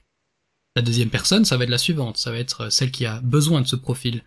Si c'est dans le département, bon, encore une fois, je vais parler du département que je connais. Si ça va être le concept art ou les artistes 3D, eh bien, ça va être le lead artiste 3D ou le lead concept artiste ou le directeur artistique, donc un petit peu presque tous au même niveau, qui ont un besoin spécifique et qui vont aller à la recherche de profils, ou alors il va y avoir une annonce qui est faite par l'entreprise. Et puis des profils vont être envoyés des CV et des portfolios vont être envoyés par email, ensuite triés, et c'est les artistes, ces lead artistes qui vont regarder les portfolios. Des fois c'est juste le DA, et le DA il va juste voir en fonction de ses compétences, et s'il a besoin de l'appui d'un lead 3D artiste ou concept artiste, etc. Enfin bref, l'appui d'un lead pour voir si la technicité de l'artiste est bonne ou pas, quoi. Et après, il y a encore quelqu'un d'autre qui peut intervenir dans la boucle. Ça va être le boss même de la boîte.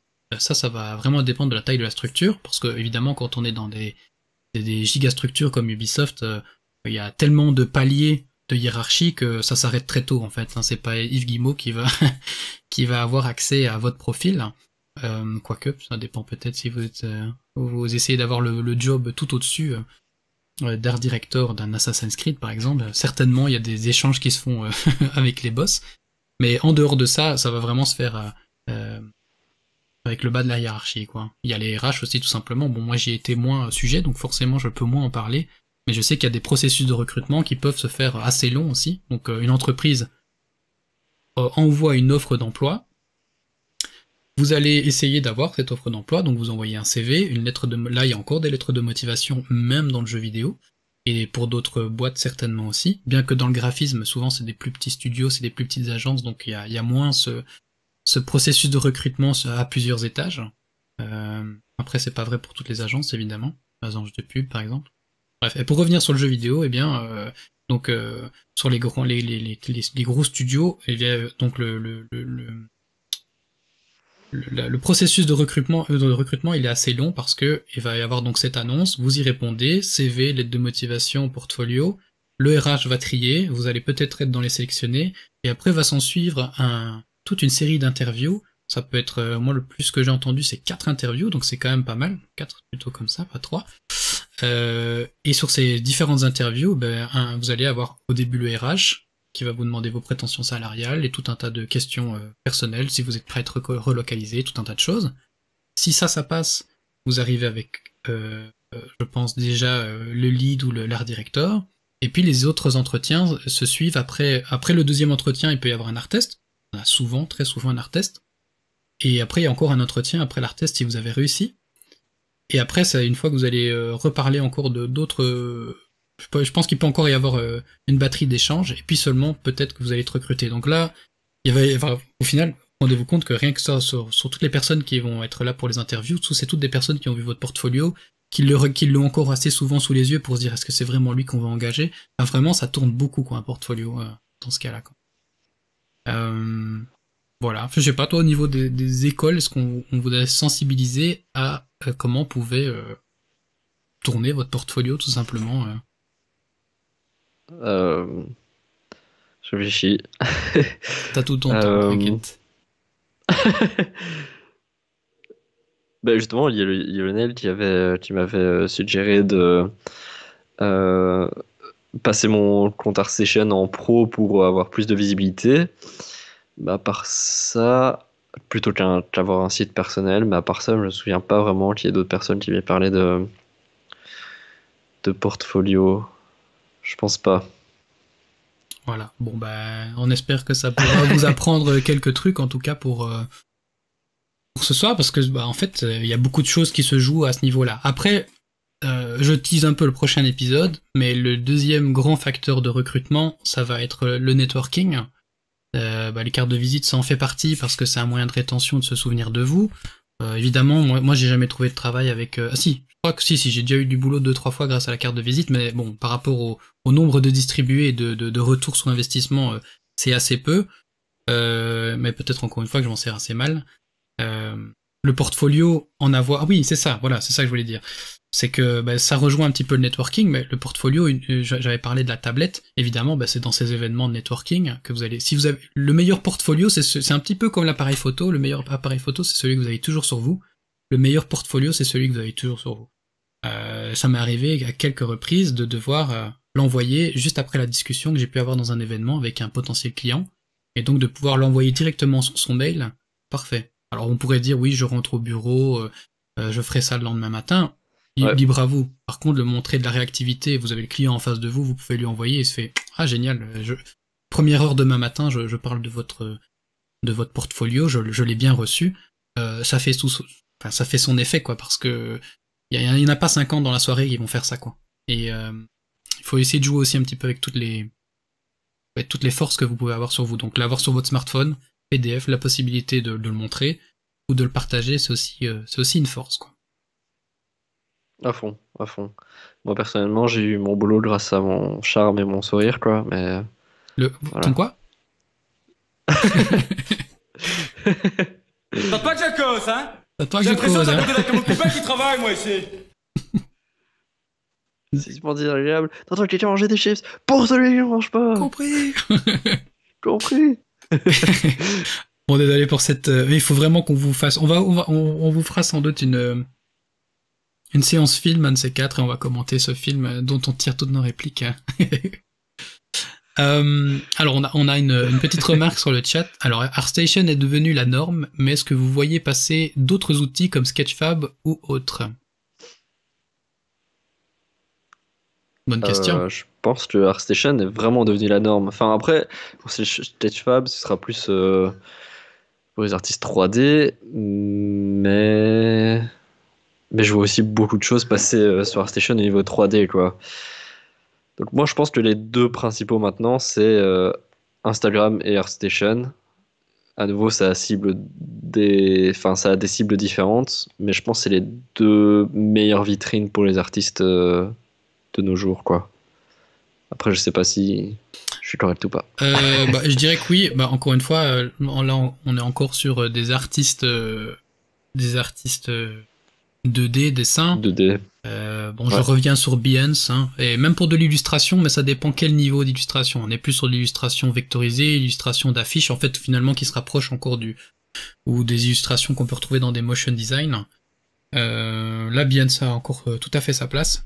C'est pas le genre de truc qu'on va retrouver sur ArtStation. ArtStation, il faut imaginer que c'est la galerie pour enfin, c'est pas vrai à 100%, mais globalement, ça va être vraiment les secteurs de l'entertainment, jeux vidéo, cinéma d'animation. Parce qu'on va avoir du VizDev, on va avoir du concept art de films et de jeux, et pareil pour les 3D. Je dis toujours concept art, mais c'est valable pour tous les secteurs. Et même les FX maintenant, et même des textures artistes, ça se peaufine de plus en plus, et en plus maintenant ça vient d'être acheté par Epic Games. Donc évidemment, ça va être encore plus focalisé sur l'industrie du jeu et de l'entertainment. Entertainment cinéma, parce que aujourd'hui, vous n'êtes pas sans savoir que Epic Games, avec son moteur Unreal, est aussi dans la production de films, en fait, tout simplement. C'est pour ça qu'il y a le développement de Megascan, notamment, c'était quoi? C'est Mandalorian, je crois, qui a été fait pas mal de scènes qui étaient tournées sur un grand écran de LED, mais en fait c'était du real time sur Unreal, quoi. Bref, je bifurque un petit peu, mais c'est vrai que du coup ArtStation ça va être vraiment pour l'entertainment professionnel, Bien ça va être pour ça va être le même effet mais pour l'univers du graphisme. Il y a Vimeo pour les motion designers, et enfin pour dès que vous avez de la vidéo, c'est très professionnel, exactement, les animateurs, de mettre votre reel là-dessus. Après, ArtStation, c'est un petit peu comme n'importe quelle plateforme. Si vous n'avez pas fait le travail de vous publiciter vous-même, de vous trouver sur des plateformes où on peut vous reconnaître, où on peut reconnaître votre travail, etc., votre nom, il sortira jamais du lot. Et ça, c'est valable même pour ArtStation. ArtStation, c'est un lien que vous allez pouvoir envoyer à un client si vous n'avez pas le temps de faire votre portfolio PDF et si vous n'avez pas le temps de faire votre site internet. Mais on l'avait dit sur le live précédent, préférez un site personnel qui ne renvoie pas vers d'autres artistes et qui vous empêche de faire une vente, de faire un contrat, parce qu'ils vont voir d'autres artistes qui sont plus compétents que vous ou qui sont juste différents et qui sont peut-être plus dans leurs attentes. Donc ça, il faut faire attention aussi. On dit ArtStation, mais si vous avez un site personnel, j'aurais tendance à le solliciter davantage, puisque encore une fois, la façon dont votre ArtStation va être trouvé, c'est souvent parce que vous avez partagé le lien d'une manière ou d'une autre, quoi. Donc on vous tombe rarement dessus, à moins d'être exceptionnellement bon et d'avoir de la chance de vous retrouver dans le top ArtStation pendant quelques jours, mais ça ne dure que quelques jours, à moins de faire une œuvre pas toutes les 2 semaines, vraiment notable pour se retrouver là-dedans, quoi. Et tu disais Instagram, là je reviens un petit peu sur un sujet qu'on n'a pas tout à fait élaboré tout à l'heure, mais tu peux très bien avoir... Instagram n'a pas la même utilité qu'ArtStation. En fait, chaque site a son utilité, et tout à l'heure, je l'ai un petit peu dit succinctement, c'est que Instagram, vous allez, un peu comme ArtStation, pouvoir mettre plus de choses. Donc un portfolio, ça va être quelques images pour le recrutement. ArtStation, vous allez pouvoir montrer un petit peu plus votre processus de travail, parce que ça va être potentiellement donc des leads art directors qui vont regarder votre portfolio là-dessus, et qui vont voir si vous avez les compétences techniques, et donc zoomer sur votre image, regarder comment vous travaillez en détail, etc. Instagram, ça va être, vous allez pouvoir mettre plus que vos images, vous allez pouvoir montrer aussi vos process, beaucoup plus d'images. C'est plus de la consommation instantanée, c'est un peu comme Twitter. Un tweet, ça ne reste que 2 heures. Un post Instagram, j'imagine que c'est presque la même chose, quoi. C'est vite perdu dans le flux. Donc là, il faut de la production constante, et vous pouvez pas montrer des illustrations tous les jours. Mais j'y crois pas une seconde. Vaut mieux montrer le process au travers des stories. Faut engager la communauté. Il y a plus une notion d'engagement, quoi. Et donc j'y crois beaucoup, parce que je vois des artistes régulièrement arriver à des 100K. Moi, j'arrive pas à imaginer comment on peut arriver à 100K, mais globalement, qui arrivent à 100 000 utilisateurs et qui commencent à gagner leur vie avec ça, quoi, avec des commissions, que ce soit des fanarts, des portraits, ça peut être beaucoup de choses très différentes. Jeux vidéo, peut-être moins, j'ai un peu du mal à concevoir. Peut-être des studios indépendants qui tombent dessus si t'as fait un projet super, qui a bien buzzé sur Insta, peut-être. Voilà. Ouais, je suis d'accord. Et ah oui, je vois Sketchfab, oui, c'est juste. Sketchfab, j'ai vraiment du mal à y croire aussi. Pour poster ton œuvre potentiellement, mais encore une fois, pour qu'on te tombe dessus et qu'on se dise waouh, il faut qu'on recrute ce gars-là. Je sais pas, on n'a jamais fait du recrutement sur Sketchfab, parce que sur ArtStation, encore une fois, il y a moyen aujourd'hui de faire ce que Sketchfab fait. Alors je sais pas si c'est associé ou si c'est ArtStation qui a ses propres outils maintenant, avec Marmoset Viewer, mais bon, maintenant c'est voir des objets 3D et animés, si je dis pas de bêtises, directement dans ArtStation, donc Sketchfab n'est plus aussi nécessaire qu'à l'époque où il fallait poster sur Sketchfab et mettre le lien sur ArtStation, donc ça a beaucoup changé aussi, ils ont centralisé leurs outils. Moi Sketchfab, je m'en sers d'une toute autre manière, c'est vraiment plus un outil de travail, dont on parlera certainement dans un prochain podcast dédié aux techniques de concept art, tous les outils modernes pour pouvoir créer rapidement, mais bon, ce sera un autre topic.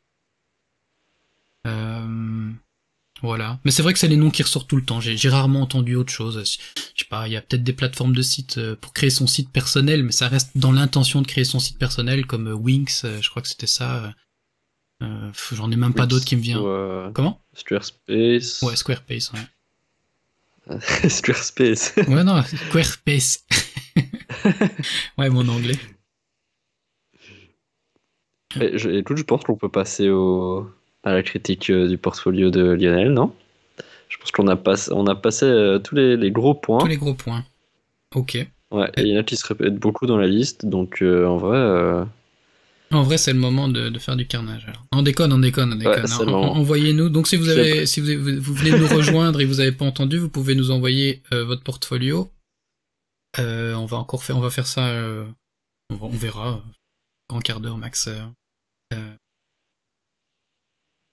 Pour ce soir. Je vais vous laisser la. Du coup, ouais, je la laisse. Paul aux oreilles est appelé dans le chat s'il est là. Ouais, si t'es là, Lionel, Paul aux oreilles, on veut bien que tu sois là pour qu'on en discute un petit peu. Peut-être que tu nous dises un petit peu ce que t'attends, ce que tu cherches aussi. Déjà, je vois déjà des choses sympas. Je vais Il faudrait partager mon écran. que tu... Tout à fait. Ouais, mais sur Skype aussi, du coup, pour que je puisse voir en temps réel. Sinon, je vais voir le décalage. Mais tu vas le voir, hein, t'inquiète, attends. Ah, ok. Tu vois ce que nos éditeurs voient, ouais, tout à fait. Voilà.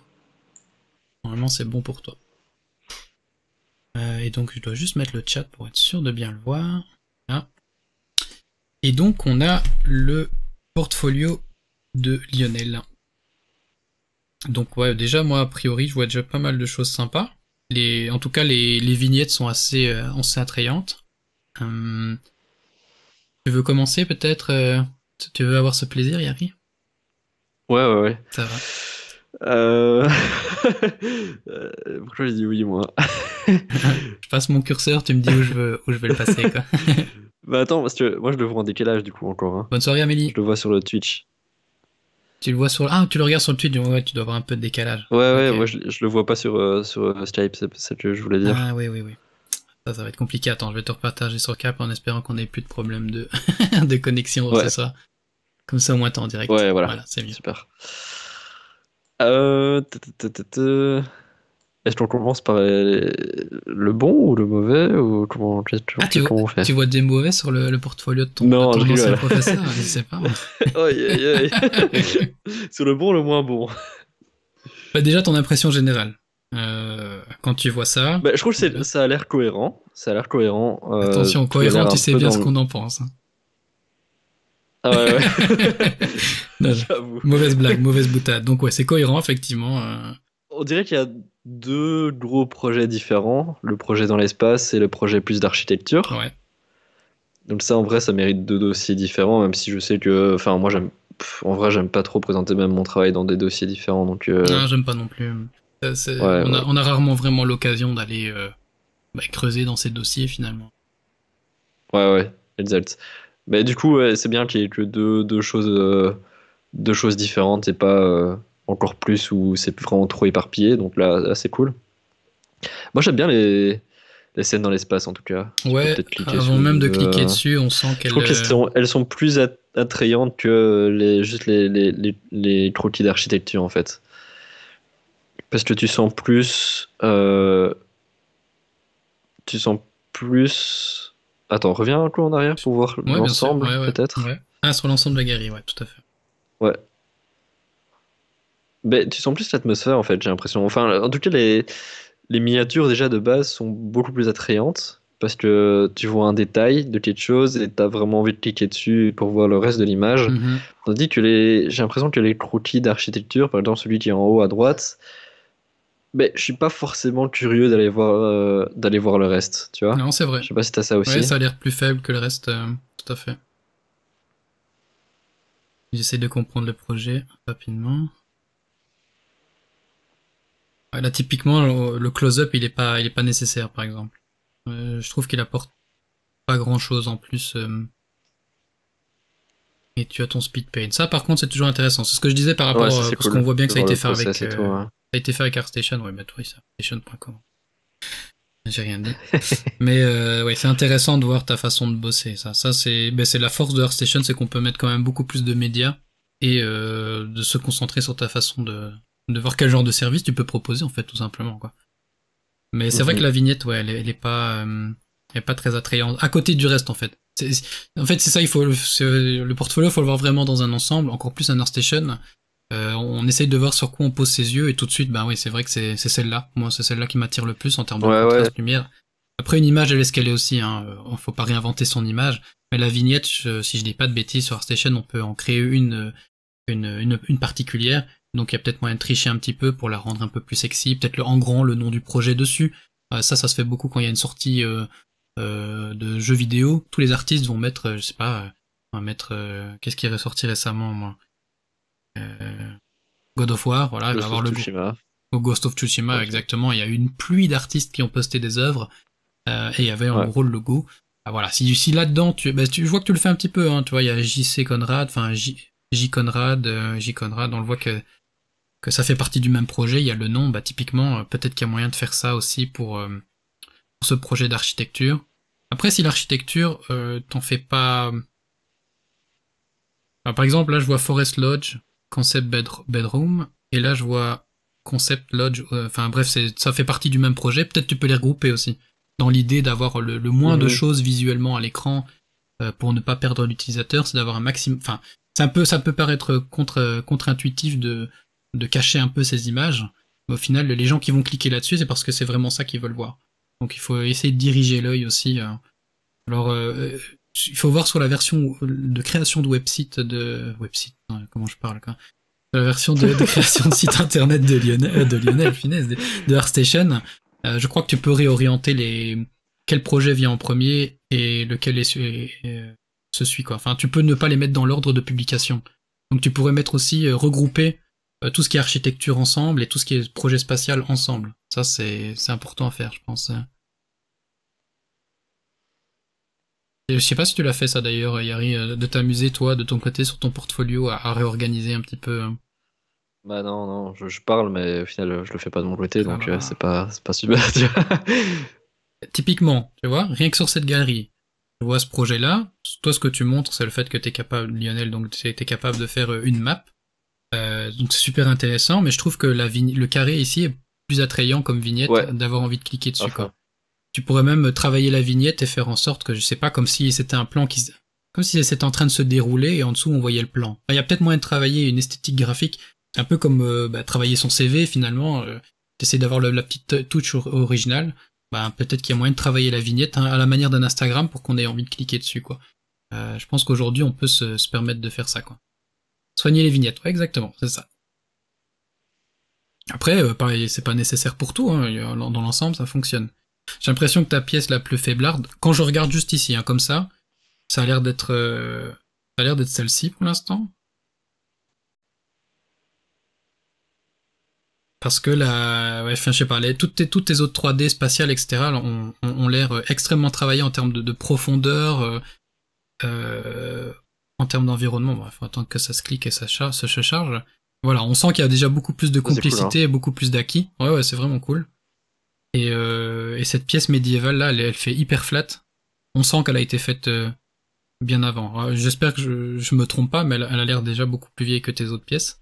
Et ça sort. Ouais, et la compo fonctionne pas trop non plus parce que c'est fort déséquilibré sur la gauche. Ouais. Enfin, il y a rien sur la droite qui est vraiment intéressant et ouais. Donc ouais, moi j'aurais tendance à retirer cette pièce-ci, ou alors la grouper encore une fois, hein, si ça fait partie peut-être de ce projet-là. Et sur Gravity Sketch, ouais, c'est ça qui est vraiment bien aussi, c'est de dire avec quoi t'as travaillé, ton workflow, etc. Parce que on va dire que la VR aujourd'hui, ça fera aussi partie d'un épisode à part entière, mais la VR aujourd'hui c'est trending, on va le dire comme ça. Moi j'adore travailler avec ça depuis quelques années maintenant, mais ça va devenir vraiment une norme. Il y a de plus en plus de concept artistes et d'artistes 3D qui amènent ça dans les studios, et donc un employeur qui voit ça, il se dit ah ok c'est moderne, ça peut donner envie de recruter des gens qui sont en train de travailler avec des outils de demain. Et si ça se trouve, même l'intelligence artificielle, ça peut un peu effrayer, mais ça peut aussi montrer des bons résultats. Nous, on l'utilise un tout petit peu pour l'instant au travail, et force est de constater que nos clients sont plutôt satisfaits de voir les résultats que ça peut ressortir, quoi. Et donc de montrer ça, c'est intéressant. Ouais, cette pièce-ci, même par rapport à tes pièces spatiales, me paraît... Enfin, l'intention est bonne. Je suis même plus fasciné par ton process en dessous. Comme quoi, ça marche vraiment bien, les process. Ça bouge déjà, ça attire l'œil. Mais l'image que tu en as tirée, je la trouve un peu faiblarde par rapport à ce que tu as d'autre, quoi. Je trouve qu'il y a des problèmes de contraste. Enfin, ouais, globalement, c'est les contrastes que j'aurais surtout à critiquer. Mais de toute façon, là, c'est pas pour critiquer tes créas, etc. C'est plus pour les pièces. Donc, en termes de... voilà. En termes de finition, il y a rien à faire. Tu regardes ces deux pièces-là qu'on a ciblées, et tu regardes toutes les autres spatiales. Tout a l'air mieux, quoi. Compo, angle de vue, finition. Alors, si tu veux montrer... Et la lumière aussi a l'air plus... Ouais. La lumière sur les images spatiales, enfin, tu utilises une lumière vraiment directe, vraiment forte, et ça attire beaucoup plus l'œil aussi, et ça crée des plus grands contrastes et plus de... c'est un peu plus de design graphique en fait. Enfin, c'est plus intéressant au niveau, rien que même si tu devais passer ton image juste avec trois valeurs de gris ou quoi, bah, elle serait plus intéressante en fait. C'est ça. Donc limite, bon voilà, si tu veux du fantasy, ce que je comprends, parce que c'est vrai que la majorité de ton portfolio ici est sci-fi, ce serait juste de refaire une image, quoi. Trouver le temps d'en refaire une, évidemment, ça prend du temps, mais ce serait un chouette projet à réengager, essayer d'atteindre la même qualité que tu as sur tes environnements spatiaux, parce que bah, finalement, encore une fois, on parlait de cohésion en début d'émission sur la cohésion de ton portfolio, bah là, ça en fait partie directement, quoi. C'est l'occasion de le montrer.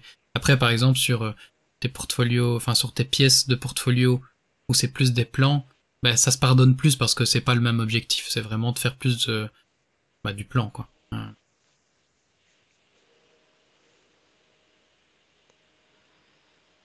Et que ça charge. Ah ouais, la connexion est vraiment basse. Pauvres auditeurs, ça va passer par de la rediffusion.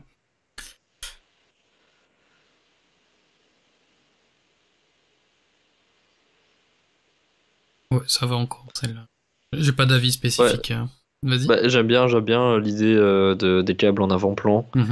C'est juste le fait que ce soit sur la droite qui me perturbe un peu. En fait, ce qui aurait été vraiment trop bien, c'est d'avoir les câbles qui arrivent sur la droite comme tu as fait, mais qui rentrent dans l'image à partir de la gauche.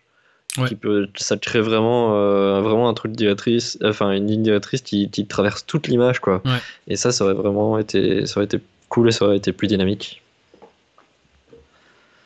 Ça me fait trop bizarre de dire ça pour un de mes profs. Voilà, ça arrive, hein, c'est normal. Mais voilà. Mais en tout cas, ouais, les plus faibles, ça me paraît les croquis pour le coup. Donc ouais, moi j'aurais vraiment, bon je me répète, hein, mais j'aurais vraiment tendance à regrouper ces pièces-ci, en recommencer une mode médiéval si tu veux du médiéval dans ton portfolio. Celle-là, même sans cliquer dessus, elle me paraît plus cohérente avec toutes les autres. Le Your Nature là. Voilà, c'est un rendu 3D, bon, on voit que tu es capable de faire un plan 3D, quoi. Elle transcende pas non plus, mais ça dépend ce que tu veux véhiculer avec ça, et puis à qui tu t'adresses aussi quand tu montes tes images, quoi. Tu sais regarder celle juste au-dessus de celle que tu viens de... Celle-là ? Ouais. Non, à droite. Ouais. Non, celle-là, j'aime vraiment bien. Ouais, elle est vraiment niveau, moi, j'aime bien les textures du sol en dessous. Ouais, c'est cool. De la planète, ça rend bien. Il va falloir qu'il nous donne 2-3 conseils, parce que c'est vrai que les trucs spatials comme ça, je suis pas très bon. On va apprendre des trucs ensemble, Lionel. Direct. Ouais, celle-là, elle est un peu faible aussi. On voit que c'est des techniques de photobashing, speed painting, que t'as mis en place, mais là c'est une question de contraste, essentiellement. Peut-être un peu la compo aussi, ça aurait pu être un peu plus à droite de l'image. Là c'est un peu centré, du coup ça crée pas une compo très dynamique. Mais bon, on n'est pas là pour critiquer les œuvres, c'est plus pour la structure du portfolio. Donc voilà, un peu de regroupement et de peut-être mettre des trucs à jour. C'est en gros ce que tu peux faire. Et puis sur ton resume, ça fait partie du portfolio aussi. Pour être bien que tu mettes un peu... Ah bah oui, il y a tes expériences, j'ai rien dit. Et vu que t'es enseignant aussi, tu peux l'indiquer. Tu sais jamais ce qui peut te tomber dessus. Le fait d'être enseignant, on peut te proposer de faire des formations. parce que t'as des compétences en enseignement, par exemple, hein. Ça a quand même bien sa place là, quoi. Ça te crée un argument d'autorité d'être enseignant, en fait. Ça veut dire que t'es expert dans ta matière et qu'on te fait confiance pour enseigner, quoi. Voilà. Donc on va passer au deuxième portfolio qu'on a reçu. Oh, on a un deuxième, trop Ouais, bien. on en a un deuxième. Stylé. Stylé. Ça veut bien Oh, s'ouvrir. Oh, ouais. Ah ouais. Tu l'as entendu? Ouais. Wow. Voilà. Attends, je vais essayer de le mettre en full screen. Pas dégueulasse, ça. Non, c'est pas dégueulasse. Alors, on va juste lire la petite note que nous a écrit JB Olivier. Olivier Oliver. Il est juste marqué Olivier. Ah non, c'est Olivier. Jean-Baptiste Olivier. Ah mais oui, en plus je le connais. C'est un membre de l'Art Weekend. Je l'avais rencontré, ce jeune homme. Et il fait des belles pièces. Je l'ai aussi sur Instagram. Je le suis. On est parti.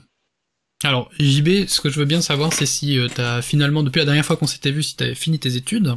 Ça peut être aussi intéressant de voir où t'en es par rapport à ce qu'on va dire. Et moi, je sais que j'ai déjà une remarque, parce que mais je vais attendre d'aller jusqu'au bout du portfolio, parce que je peux me tromper. Mais il y a vraiment il y a un truc qui ressort de ton travail. Et en vrai, c'est même pas une critique, hein, c'est plus une remarque globale que moi je ressentais. C'est que la plupart de tes images, elles sont, je vais le dire maintenant du coup, c'est qu'elles sont toujours à l'horizontale et enfin, je sais bien que toi tu vises aussi un peu le cinéma, hein, parce que ça fait partie de tes études. Hein. Mais bon, si tu veux bien nous écrire 2-3 mots sur le chat, si t'es encore présent par rapport à ton portfolio, ce serait top, tes intentions, etc.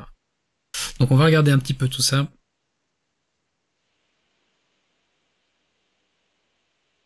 C'est stylé, hein. C'est déjà bien stylé, ouais. Le sens de la J'aime compo, beaucoup le travail de l'avant-plan, puis le milieu, puis l'arrière-plan. Peut-être ça manque d'un petit quelque chose derrière, parce que le personnage regarde là derrière, on a envie de voir autre chose que juste, enfin entre guillemets, juste de côte. C'est Mais vrai. sinon, Non, je trouve que c'est vachement cool. Hein. c'est ça, globalement, ça ouvre quand même bien le portfolio. C'est vrai que une fois qu'on aperçoit l'ensemble de la gueule du T-Rex, j'imagine, un truc équivalent, on aurait tendance à en voir encore un peu plus loin, qui donne un peu encore le ton de où on se trouve, mais globalement ça va. Chouette utilisation de la photo. Donc on a déjà des mots différents d'une image à l'autre. Ouais. Et une utilisation de la compo j'aime aussi. bien l'utilisation des couleurs là. Contraste entre le froid et le chaud, j'aime bien. Ouais, ça aussi. C'est ça, on va dire ça sur chaque image. C'est correct, hein? C'est correct. C'est pas dégueulasse, comme on dit. Pas dégueulasse.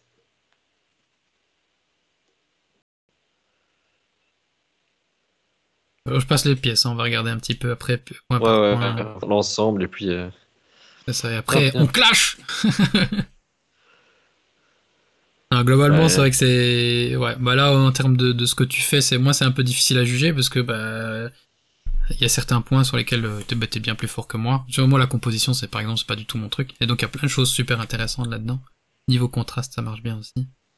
Mais bon, c'est pas ça. On n'est pas là pour critiquer les pièces. Yari, n'oublie pas. On est là pour voir si le portfolio est solide ou pas. Qu'est-ce qu'on pourrait y rajouter? Pas dans l'ensemble. Les deux sont un peu entremêlés. Hein. C'est ça. C'est ça, ouais. C'est un peu entremêlé, effectivement. Mais voilà, donne-moi un petit peu ton avis global, Yari, si tu veux. Déjà. Tu sais dézoomer pour voir un peu l'ensemble d'un coup. Enfin, tout, ça va être un peu compliqué. Pas d'un coup, ouais, mais en vrai, non, ça va. Bon, en vrai, ça marche, ouais, tant que t'arrives à te repérer. Hein. Il a... J'ai vraiment qu'il y a vraiment un univers cohérent avec les 4 dernières feuilles. Enfin, les 4 dernières pages. Et les 3 autres sont un peu plus différentes. Mais bon, après... Enfin, c'est vraiment cool que je trouve que... Enfin, attends... Les 3 dernières, surtout, ont vraiment l'air d'être dans le même univers, et puis les autres sont un peu plus dans des univers différents. Et je trouve ça cool que les 3 dernières soient comme ça. D'ailleurs, ça donne envie d'en voir plus, en fait, dans le même univers, pour avoir vraiment un truc bien cohérent. Ah, ouais, ça va. Ouais, pardon, ça a été sur l'autre écran. C'est parce que je Ouais. regardais j'étais en train d'ouvrir ma fenêtre. JB était justement en train d'écrire un message. On peut peut-être voir son commentaire là-dessus. Ouais, tu le lis ou? Ouais. Ouais, je vais lire. Donc, il dit que, ouais, il y a un certain décalage avec ce qu'on est en train de dire et discuter. Et donc, il dit que pour la question sur les études, il est en plein film de fin d'études et il finit son école en juin. Donc, il est en cours aux études. Sur mon peu de temps libre, je bosse des projets de concept art pour faire un vrai portfolio que j'aimerais présenter début mai. Ce qui pourrait être intéressant, JB, bon, il va y avoir donc ce fameux décalage, mais ce serait bien de savoir sur quoi, où tu as envie de bosser et dans quel type d'industrie en particulier. Là, moi, ce que je vois essentiellement des key art. Mhm. C'est très cinématographique, ça ressemble un petit peu au genre de boulot que pourrait créer notamment Jamadio Baraev, qui peut créer des concepts isolés de créatures, de personnages, etc., mais aussi des visuels qui sont supposés ressembler à des scènes de films, comment on pourrait se représenter le film à certains moments clés, et qui donnent le ton de la création du film. Vu que tu es dans une école de cinéma VFX, ça ferait sens. Donc si tu peux un petit peu nous éclairer, c'est quoi tes objectifs derrière? Moi, je trouve super. C'est même quand tu l'avais dézoomé avant, bah, les images restaient lisibles, même de loin. Ouais, là Donc il y a ça montre vraiment que la composition est bien puissante. Enfin, Mhm. c'est vraiment cool. Non, je suis assez d'accord là-dessus. Bah, moi, je vais pas vraiment faire de la critique sur les œuvres en elles-mêmes, parce que ouais, globalement, je trouve qu'on est dans du très bon travail. Et Mhm. moi, j'ai peut-être une remarque, ça vaudrait la peine. Bon, après, si tu travailles dans l'intention de travailler dans l'industrie du film, c'est normal que tu fasses des plans larges. Je l'entends bien. Mais peut-être que ça te ferait du bien de chercher des compositions plus en mode portrait. Je comprends peut-être plus ta question tout à l'heure où tu demandais si ça valait la peine de mettre plusieurs images sur une planche. En l'occurrence, si t'étais sur des œuvres en mode portrait, oui, ça vaudrait la peine d'en mettre deux, l'une à côté de l'autre, si tout ton portfolio est en mode paysage comme ici, quoi. Là, il y a des petites exceptions qui pourraient fonctionner. Ou alors tu pourrais avoir une pièce et puis un close-up à côté, par exemple. Et qui donnerait peut-être un cadrage qui montrerait que même en faisant un close-up, ton cadrage fait qu'on dirait une illustration à part entière. Pourquoi pas? C'est des propositions comme ça. Ce qui pourrait être intéressant dans ton portfolio, même si c'est pas une nécessité absolue non plus, bah tu pourrais potentiellement avoir une ou deux pages en plus, parce que là t'en as pas beaucoup non plus, t'en as 7, donc tu pourrais t'en permettre d'en avoir une ou deux en plus, où tu montres un petit peu potentiellement ton process, pourquoi pas, ou tes recherches, pour montrer comment tu arrives à ce genre de composition, quelle est un petit peu ta démarche créative pour en arriver là.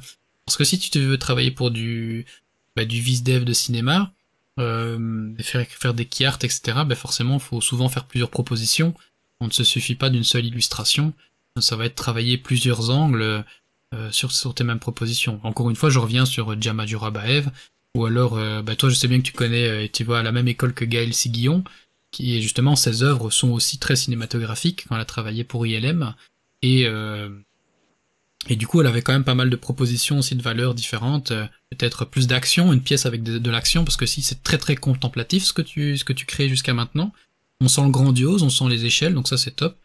On sent des angles différents aussi, bien que si on se concentre un petit peu sur ton travail et qu'on le regarde un petit peu dans l'ensemble, il y a quand même encore souvent cet effet stickman, donc le petit personnage qui va révéler la grandeur de l'univers dans lequel il se trouve, ce qui peut être bien pour du descriptif, pour créer des univers, pour créer des environnements, mais souvent quand tu fais du concept d'environnement, parce qu'il s'agit plus de ça dans ce cas-là, on essaye de montrer beaucoup plus de profondeur et moins de scénographie, on essaye de moins mettre en scène, mais plus de montrer un maximum d'informations pour la production, pour qu'elle puisse produire la scène en question. Alors je vais relire un petit peu ce que tu étais en train d'écrire. Alors, de plus en plus de l'aspect cinématographique, je suis plus intéressé par le secteur du cinéma, mais effectivement, je pense qu'il faudrait que je prenne plus de liberté dans les cadrages. Bah oui, parce que même si tu veux faire du cinématographique, on n'est pas toujours aussi éloigné du sujet, en fait. Ça vaudrait Parfois, la peine d'expérimenter des compos différentes. Je t'en prie, Harry. il y a parfois des plans qui peuvent être vachement dynamiques aussi. Donc, ça peut, enfin, des plongées, des contre-plongées et tout, ça peut vraiment, je pense que ça peut être vachement intéressant que tu testes ça. Et même, je pense qu'il y a un exercice qui pourrait être aussi intéressant, c'est prendre une de tes images et essayer de, garder la même image, mais décliner avec plusieurs moods différents, que ce soit en changeant la météo ou en changeant le moment de la journée ou des choses comme ça, en essayant de donner euh, ben, des émotions différentes à chaque image, en gardant la même chose, le même contenu, quoi. Mais Juste en changeant la lumière ou des choses comme ça. Je pense que ça pourrait être un bon exercice et j'ai l'impression il pourrait peut-être chercher ça dans le cinéma. ben c'est une très bonne suggestion que tu as là, Yari, parce qu'effectivement, c'est quelque chose qui est susceptible d'être demandé. On nous le demande aussi dans le jeu. C'est une même image, on peut te demander de l'itérer de plein de manières différentes pour créer des moods, effectivement. Donc ça pourrait être bien d'avoir, plutôt qu'une planche de recherche, ou parmi tes planches de recherche, de montrer qu'une image, t'es capable de la modifier, De la décliner, de la décliner, ouais. De montrer que t'as ces compétences dans tes outils pour, peut-être pas rapidement, j'en sais rien. Là, il n'y a pas de données de temps, donc c'est pas très important, en l'occurrence ici. Mais de montrer que tu sais en faire autre chose de ta même image, quoi. Parce que c'est vrai que ça peut être une nécessité dans certains projets, quoi. Ouais, du coup, moi je dirais vraiment ça, quoi. Si tu veux travailler dans le cinéma, bah globalement, ça a l'air, j'imagine, bien parti.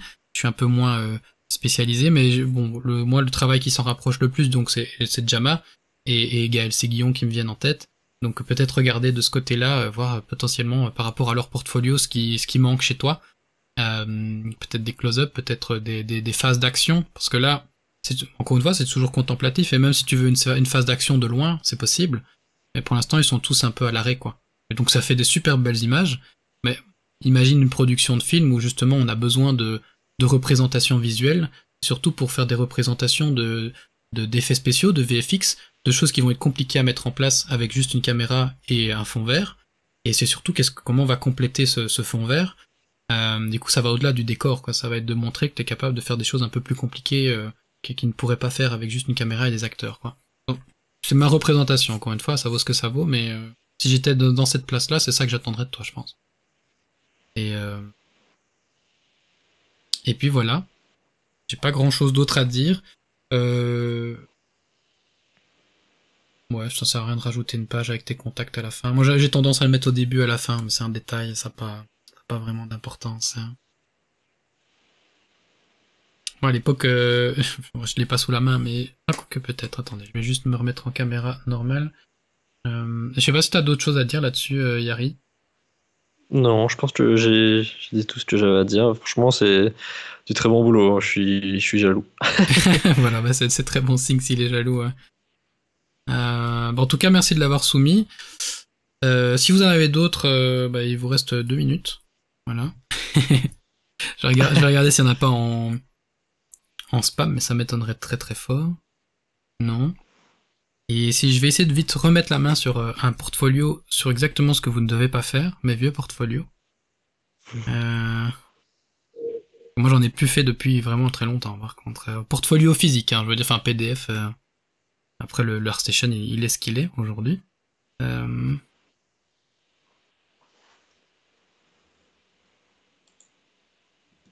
Bref. Je vais vous montrer deux trucs. Je crois que j'ai retrouvé ça.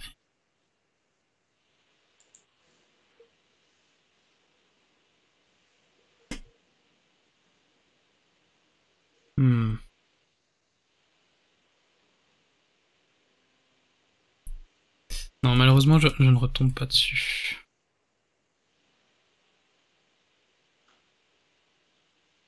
Tu peux faire la conversation en attendant, Yari. Ouais, c'est ce que je me disais, je devrais couper, mais je sais pas quoi dire. Je peux faire toutes les répliques de Dickeneck. Ouais, si tu veux, on peut commencer par là. La même? Oui, la même. Oui, la même. Tu me remettras la petite sœur. Hein. La même donc. Je t'ai répondu, tu me remettras la petite sœur. Tu peux changer de verre aussi, celui-là il goûte la mousse, il goûte le savon. Il connaît. Je recommence. Il les connaît vraiment, il est fou. Tu peux changer de verre aussi. Non, merde. Si, c'est ça. Attends, je recommence.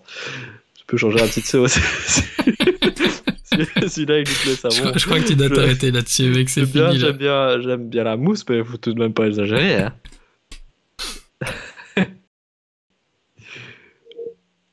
Eh ben, Pas de soucis pour les retours, JB. Alors, ça nous a fait plaisir. Bah, si tu fais évoluer, d'ailleurs, enfin, si un jour on leur demande. Oula, bon, Moi, je vais c'est. te suivre sur Instagram. Voilà, je vais repasser mon. Ouais, il faut le suivre, il faut le suivre. Il faut suivre Lionel aussi. D'ailleurs, Lionel, si t'as un Instagram, tu peux le dropper aussi. Hein. T'es passé dans l'émission, t'as le droit à avoir des nouveaux T'es famous followers. maintenant. Ouais, bon, j'ai retrouvé 2-3 petits trucs, notamment mon CV. Bon, il est très classique, hein, justement. Je disais qu'il est juste aux couleurs de ma carte de visite. Carte de visite, je vais vite aller la chercher. Du coup, voilà, je vais combler. C'est pas ouf, hein, le travail de Raphaël, on va être d'accord, mais bon, il faut être gentil avec lui, c'est un gars sensible et tout. Ouais. J'ai déballé un paquet rien que pour vous. Voilà, la fameuse carte de visite, tout simple, c'est juste ma tronche, comme ça les gens s'en souviennent. Et il y a ces fameuses vagues hein, qui sont en relief et du coup qui créent un son très sympa. Voilà.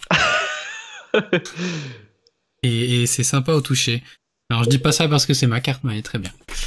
Et mais du coup pour aller dans la communication de ces cartes, bah, le CV allait tout simplement dans cette direction-là. Et puis bah, ça c'était juste avant que je rejoigne la boîte de jeux vidéo où je suis maintenant.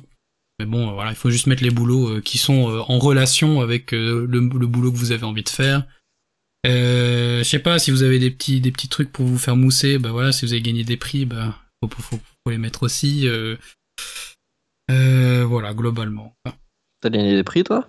J'ai gagné des prix, oui. Enfin, pas moi personnellement, c'était la boîte avec laquelle on avait. La boîte Curious Craft avait gagné des prix, on avait fait des hackathons et tout ça. Et du coup, bah ouais, on peut les revendiquer évidemment au nom du groupe. Et du coup, je vais vous montrer un autre type de CV. Donc ça, c'était notre ouais putain, je m'étais vraiment foulé. C'est en PDF, il y a moyen de faire des trucs très sympas, à vrai dire. Et comme j'étais graphiste, ben, j'avais envie de m'amuser un petit peu. Et j'avais réussi à créer des PDF animés. Tu vois, pour que ça fasse penser à du jeu vidéo, quoi. Ouais. Et avec une sorte de menu, quoi. Du coup, ça te faisait passer, en fonction de où tu cliquais, ça te faisait passer d'une vignette à l'autre, quoi. À la fin comme si c'était un jeu, quoi. Et, pas dégueulasse, hein? C'est pas dégueulasse, non, franchement, le voilà, il tient encore la route.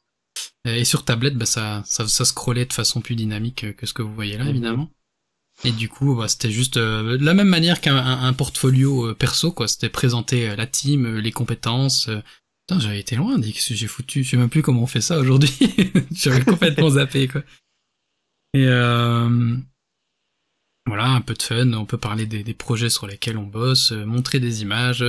Bon, là, c'est un peu plus spécifique, hein, parce que c'est vraiment du portfolio de mini-studios indépendants. On vendait des services pour des musées, pour de la communication, réalité virtuelle, réalité augmentée, avec des cas concrets.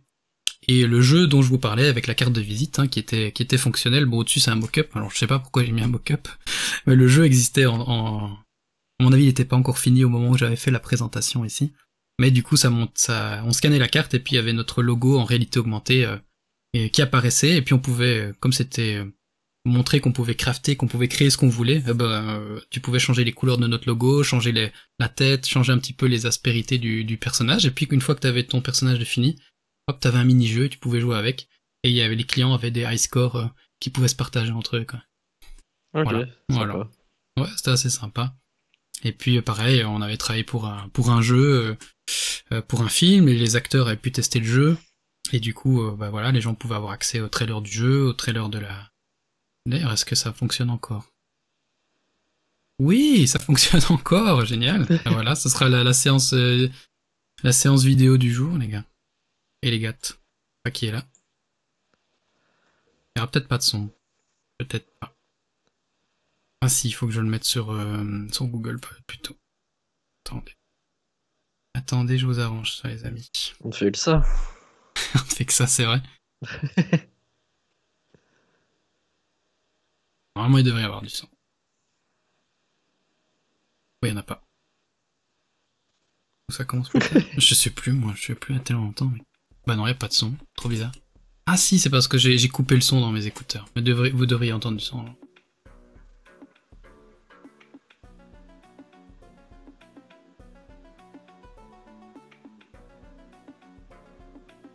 Bon, faut savoir que ça c'est vraiment un jeu amateur. C'est le tout premier jeu sur lequel j'ai bossé. On était encore en formation à ce moment-là. Sauf que la fin de formation, c'était la possibilité d'être en relation avec un client réel et faire un projet réel, quoi. Et ouais, le sujet du film est très particulier. T'as des gens qui habitent donc le film s'appelle Men and Chicken. Et du coup, en gros, t'as un personnage qui dans le film veut des poules. Et du coup, on a choisi ça du film pour en faire un gameplay. Et du coup, il essaye d'attraper la poule. Et toi, tu joues une poule qui doit s'enfuir. Et tu peux la custom, etc. Et t'es dans chaque niveau, t'es dans un autre étage de la maison présent dans le film, quoi. Et ça c'est moi il y a longtemps. Voilà. Et mon équipe à l'époque. Notre équipe. Voilà, comme ça, vous avez eu même de la vidéo pour la fin de journée. Et vous voyez, avec Vimeo, eh ben ça marche. C'est encore présent 6 ans, 7 ans plus tard. Ça, c'est beau. Qu'est-ce que je voulais vous montrer d'autre? Il y avait un dernier truc, je crois.